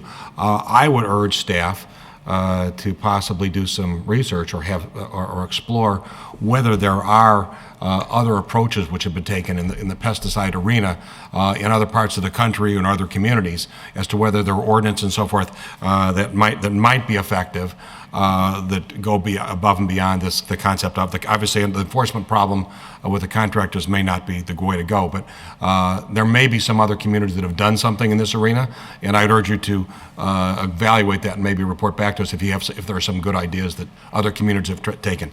Trustee Sussman. And perhaps some of this information can be shared with the Board of Health so that they can look at it in a deep way, so that they can come up with some ideas and conclusions about whether it's harmful. No, and that's a perfect example of a proactive project that Board of Health might be able to get involved in, and that's why I think the idea on possible ordinances would be good. Trustee Brightman. First of all, my understanding was that when we discussed it at the finance meeting one time is that we were told that we were preempted. Contractors such as were preempted by the state regarding the manner and method of doing this. That's my understanding, and I'm not sure it was Mr. Racer who told us or somebody else, Brian. Maybe it was Brian who indicated that we were preempted. But if we're going to do anything, I think we have to not only look at contractors, but we have to look at the individual homeowners too, because they're doing the same things, maybe not doing it by professionally, and maybe they're going to Home Depot, picking up things and doing it. So we have to be consistent if we're going to do anything, and I don't know how well that'll be taken either.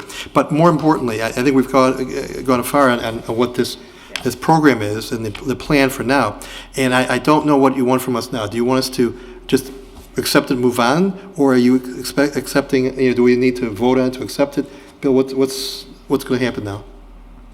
If you're comfortable accepting it, that would be our recommendation, and we'll definitely follow up on all the issues that were brought forward this evening and then provide follow-up reports. And this will be ever evolving. We'll share it with our government partners. Other recommendations we'll definitely bring back before the board. Quite frankly, I think there's like, for example, the one suggestion made by Trustee Brayman, I think is a good one with regard to the promotion of the leads and so forth, of development and possibly evaluating incentives and so forth.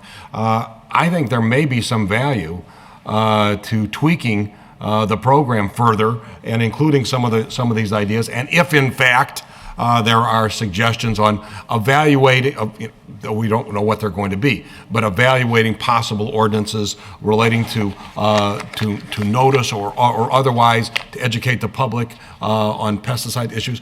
There are probably other things that could be added to the program, which basically make it even a better program. So I think there may be some value in terms of adding some of those before we formally give our stamp of approval upon it. Do I still have the floor?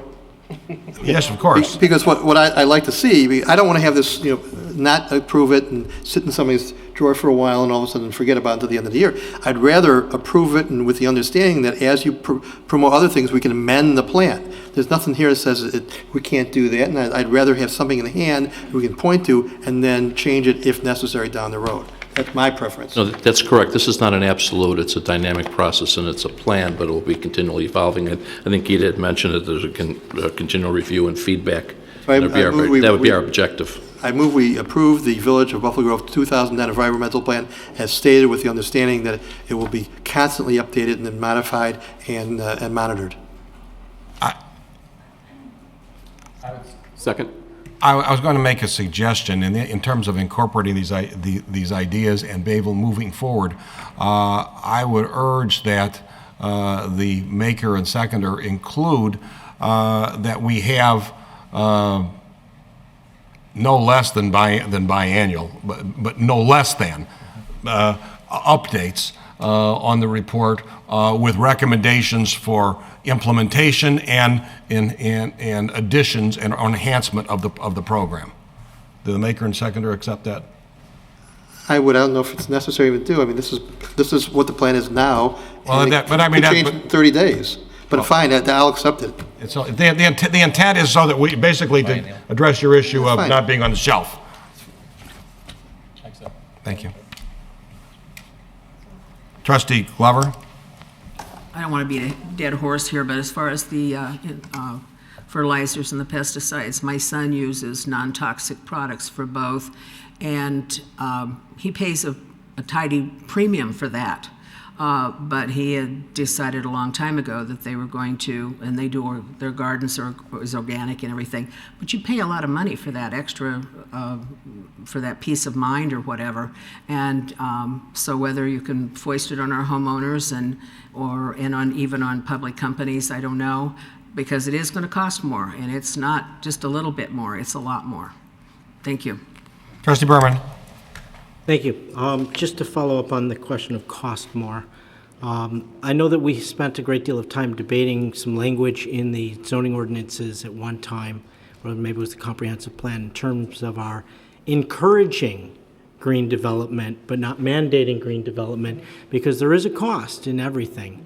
And it's important that we retain the flexibility and that the people who come before us and come into the village to develop properties have choice and have the ability to make that cost-benefit judgment. I don't have a problem encouraging. I do have a problem with mandating, and I hope that we don't go too far. In the same token, when we talk about implementation strategies, I think it's important that staff keep in mind the costs of implementation, the cost to the public, the cost to the village, and that we be regularly informed when you bring forward implementation strategies, an assessment of the cost of a particular strategy, a particular program. Not that that necessarily means it won't be adopted, but I think we need it for full consideration of some of these issues, such as incentivizing certain types of development. I think there is a cost involved there, and we need to know what it is. Thank you. Trustee Stone? Trustee Berman, I think when it comes to health, that you, especially when it's things that are so toxic to human beings and animals, I think that you really should perhaps mandate, that those are reasonable things to mandate in a community, in a village. Because if I understand We're you talking about correctly. two different things, Trustee Stone. Well, you said the We're green talking about initiative.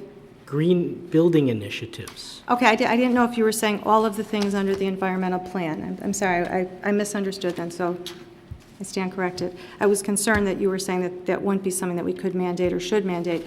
I just want to speak to the one issue. Trustee Brayman, it's true that homeowners, we don't know what they're putting on their grass versus a landscaper, but the difference is a homeowner, you know that they're going to be concerned about, if they're putting down chemicals.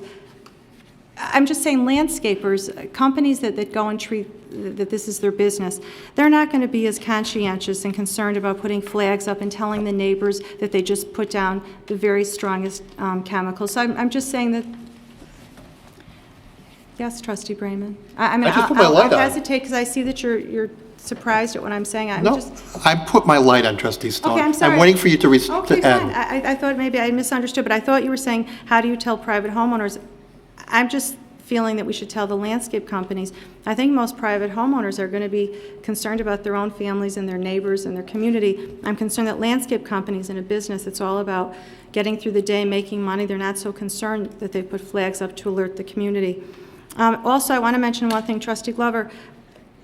The organic fertilizer and things that you're talking about and pesticides, my concern is this. Interestingly, in my past several months, I've learned that places that sell organic fertilizer, for instance, you buy it and it says organic.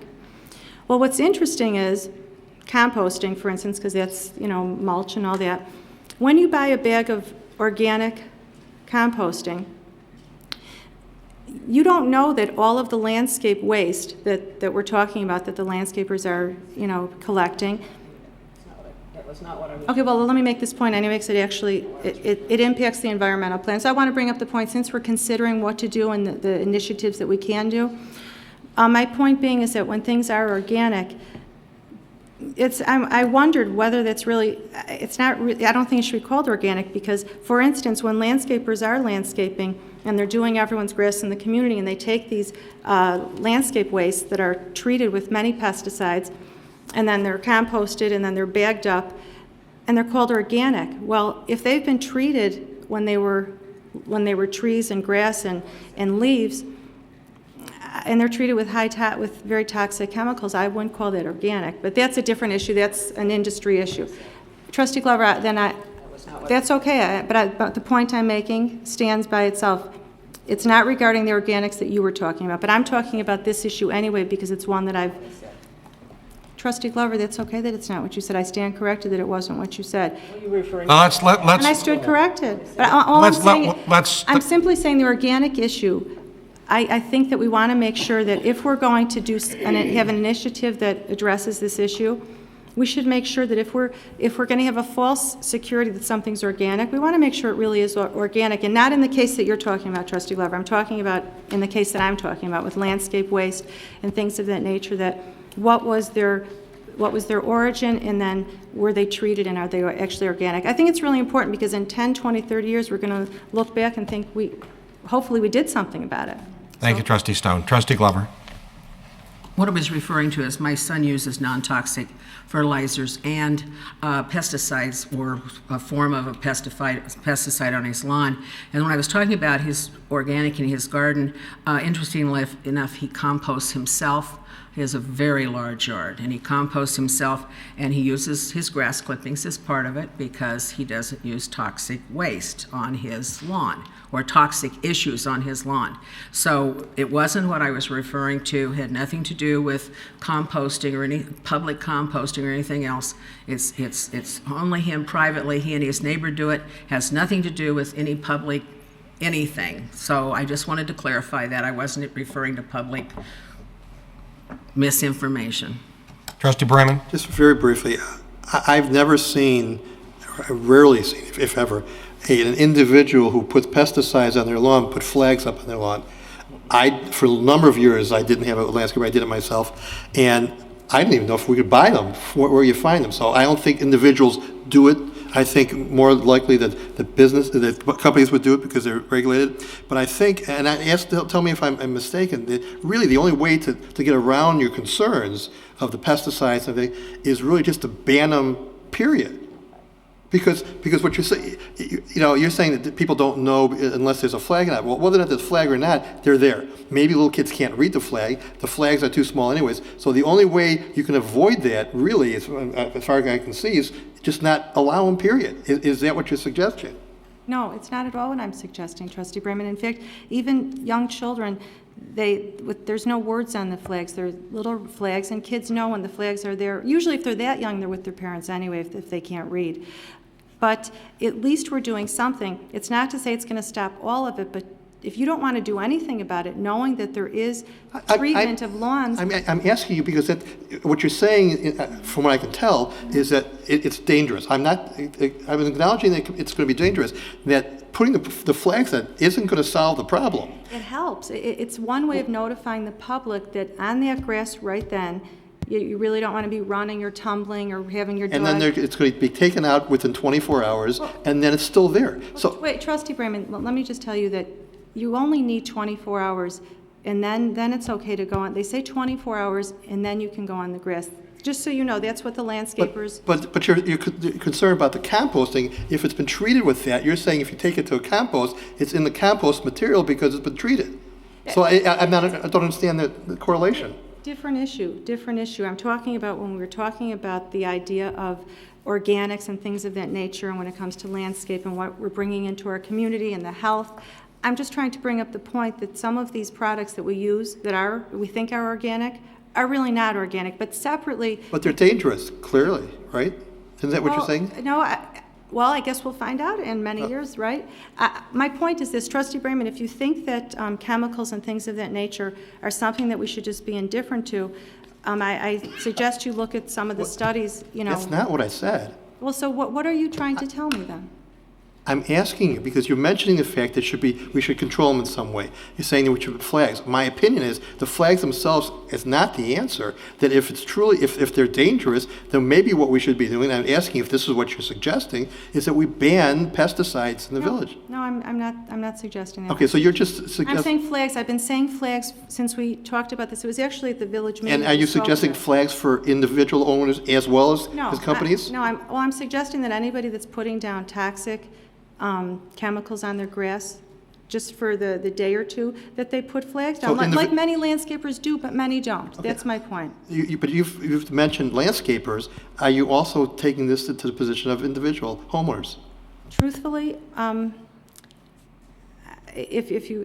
think that's, I suppose if someone's going to put toxic chemicals, yes, then they should put flags down. That would be the right thing. I hate to cut off this discussion, but one of the things that anyone should. One of the things that I suggested was that we do some research on to address your very good suggestion about dealing with the issue as to what other towns or other places in the country have done, and then we can determine maybe there are some other good ideas. And I think that will then we can have the debate as to what we should or shouldn't do when we have some concrete ideas before us. Thank you, President Hurtston. Trustee Trelling. Just one statement of fact. I've been using, for about the last 5 years, a fertilizing company to fertilize my lawn. Every single time they have taken a flag and put it in my front lawn. On the other hand, my next door neighbor has borrowed my fertilizing spreader for the last 5 years and has never put a flag on his lawn. So let that be said. But you know about it because he borrows your spreader. Exactly. Exactly. All right. There's been a motion made and seconded and amended with regard to approving this particular plan. Any further discussion on the motion? Seeing none, will call the roll, please. Raymond? Aye. Glover? Aye. Berman? Aye. Trilling? Aye. Stone? I hoping that we're going to do something. Sussman? Motion carried. Moving on to the next item under new business, award of bid disaster recovery system. Trustee Brayman. Thank you. I move that we award a bid for I'm going to term it the Data and System Disaster Recovery System to MJN Technologies of Buffalo Grove in an amount not to exceed $89,453.20. Second. Thank you. For the record, on March 22nd, the village board authorized staff to proceed ahead and bid these services that are identified again as noted to provide an off-site disaster recovery solution for the village in order to provide a redundant data system and a security system for the village in case there's a failure of our core infrastructure. The project was put out for competitive bidding. Bids were received, and again, is noted in the amount not to exceed $89,453.20 based on the specifications and the meeting with contractors that were interested in a pre-bid discussion. This is an item that was stressed in our 2009 information technology study. Based on that study, the scope of the work was enhanced, as Rob has noted in his overview. We would recommend that this award be granted in the amount so noted as an investment in our infrastructure in a preservation and an enhancement of the security and the integrity of our complete network, again, which is all of our data systems, email, databases, financials, etc. Again, based on the recommendation from Rob Giddens. Any further questions? Trustee Glover. Just one real quick question, Bill. The initial amount is $89,453. Is there an annual fee as we give them more information, as we update the information? Rob, could you? There will be a minimal annual fee, but that'll be rolled into future budget. Okay. That's all I want to know. Thank you. Trustee Trolling. Rob, I have one question, and it relates to a catastrophic failure.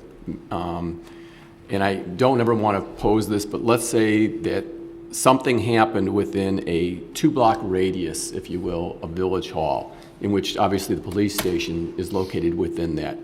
I know that there's other companies out there, when they talk about off-site, facilities, they literally mean that they're operating from Minnesota or, some other location that's far, far, far away from here. Could you please address what the risks are and what possible concerns there may be by locating it in the police station versus, somewhere really, truly off-site? The police station was selected because it's on campus. We have the benefit of using the current infrastructure. We'll be housing our own disaster recovery and saving significant amount of money versus putting it at some sort of off-site storage, as you alluded to. The police department lower level was selected. It's in a concrete basement. It's a tornado shelter for that building. It's a safe, secure location. I'm very comfortable that should there be a major disaster, tornado, natural disaster type problem, the odds of knocking out both the infrastructure system here at the village and the infrastructure at the police station, below ground basement scenario would be pretty tough. Additionally, the setup of the system allows for something called RAID or redundancy within the system, so that I'm pretty comfortable that we'd be able to resurrect these hard drives, if you will, if anything major happened to both sites to get the village back up and running. And is this merely storage of data, or is this really an operational system also? It's an operational system. Okay, thank you. And I apologize for the feedback here. Trustee Bryman. Thank you, Steve, for the feedback. I raised a question last time we discussed it. I agree with Steve. I assume that you'd prefer someplace else. I'm not comfortable with it being on campus because I think in case there is a problem, for some reason can't get to it, we're stuck. I would prefer. I know some other villages have it in locations, not necessarily Minnesota, but Wakanda, whatever, further away from us. That's my preference. Now, if staff really truly believes this is the best place for it, I'm not going to. I think we need to go forward, but I'd really like to reanalyze the location. It's a minor modification to the system. Would the cost be the same? Moving forward with the current solution, we could also take a tape and put it over one of the fire stations on Route 22, for example. weekly is a minor modification. Would not affect this, but procedurally, we could just take a tape and throw it over by, again, by one of the other fire stations. So we still have ownership of it. We don't need to rent space, if you will, from one of these companies. Perhaps that puts the distance and comfort for the data, the security of the data. It helps a little bit at least. Yeah. Thank you. There's been a motion made and second. Is there a further discussion on the motion? Trustee Glover. Just real quick, you talked about the fire station on 22. Does it have a basement? Yes. Yes, it does. Okay, thank you. Any further discussion? Seeing none, will the clerk call the roll? Raymond. Aye. Glover. Aye. Herman. Aye. Trilling. Aye. Stone. Aye. Sussman. Motion carried. Thank you. I will, at this time, bring back before us the item which was on the consent agenda, which was ordinance 2010, and I believe it would be 26. 26, and ask, I believe there are no issues whatsoever with regard to sections A and B, and I believe Mr. Brim secured the file to further elaborate or clarify any issues relating to the Austin coups. And if you would like to share those. Yes, very briefly. Thank you. As noted in the break, I went out and took the file off Jane Olson's desk. This is an outstanding matter. When Mr. Koo purchased the restaurant in 2008, it was the former Teriyaki Box, and he had made a reference in his overview to the village president, sitting as the local liquor control commissioner, that his beverage control or beverage vending would be through a counter where customers would go to a counter and they would order their food. There was no table service both for food and for beverages, but it was delivered by staff. And so the procedure at that time, which was codified in Ordinance 2008-8 as a special condition, is that the beer and wine shall only be served and delivered to tables on the premises and only after identification for 21 years of age or older has been presented and accepted by the server. Again, as in the overview, which is dated January 23rd, 08, the server would be at the counter. And then as the order is processed, whether food and beverage, because it's a Class C, so it needs to accompany the sale of food. There is no bar, if you will. All the activity in age verification, order acceptance was at a counter and delivered to the table. Based on, I remember going over this now with Jane Olson in her processing of licenses for this year. Mr. Koo and his ownership have changed the process. There is no more counter anymore. It's traditional service, if you will. From the table. The orders are taken at the table and delivered to the table, so there's no more counter service. And so to clean up the ordinance, that condition was removed because it's no longer applicable. There isn't an order counter anymore. So there'd be no reason to deliver beer and wine to tables because there's no place to deliver from. It is all table service. That's correct. I just wanted to clean up the ordinance. With that clarification, I would entertain a motion to approve ordinance 2010-26. So made. Any discussion on the motion? Will the clerk please call the roll? Raymond. Aye. Glover. Aye. Herman. Aye. Trilling. Aye. Stone. Aye. Sussman. Motion carried. Thank you. Thank you. At this time, I would entertain a motion to go into executive session to discuss collective bargaining pursuant to Section 2C2 of the Illinois Open Meetings Act and to discuss personnel pursuant to 2C1 of the Illinois Open Meetings Act. Made. Second. Will clerk please call the roll? Raymond. Aye. Glover. Herman. Trilling. Aye. Stone. Aye. Sussman. Motion carried. Thank you. Jim one? Jeff, can I get your typos because I want to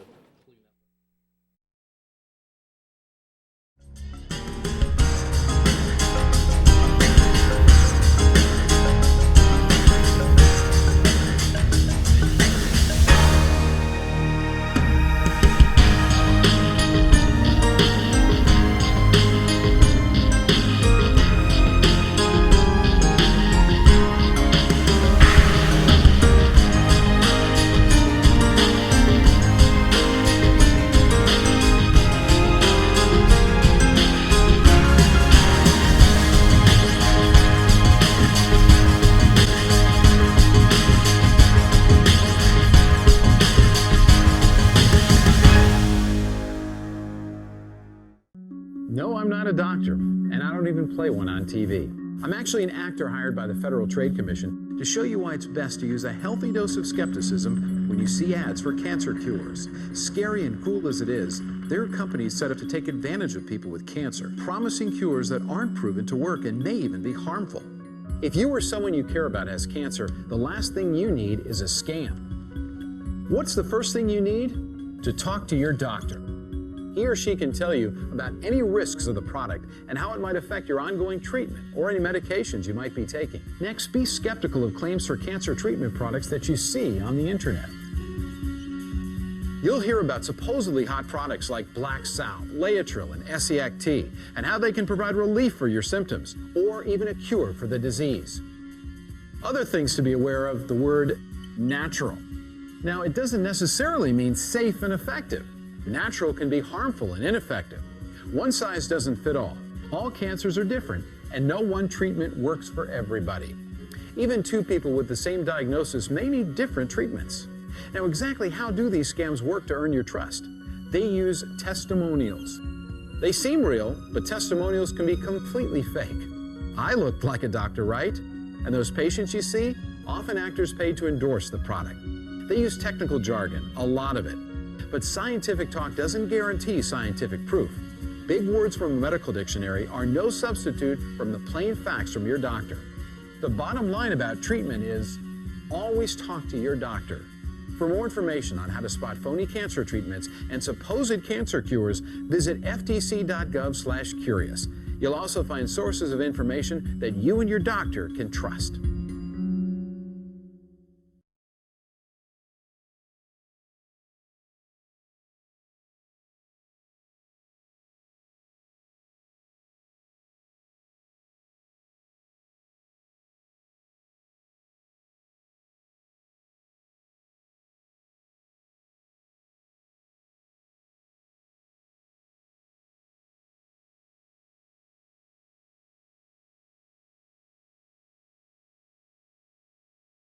I'd like to call this meeting to order.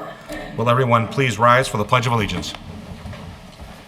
I pledge allegiance to the flag of the United States of America and to the republic for which it stands, one nation, under God, indivisible, with liberty and justice for all. Will the clerk please call the roll?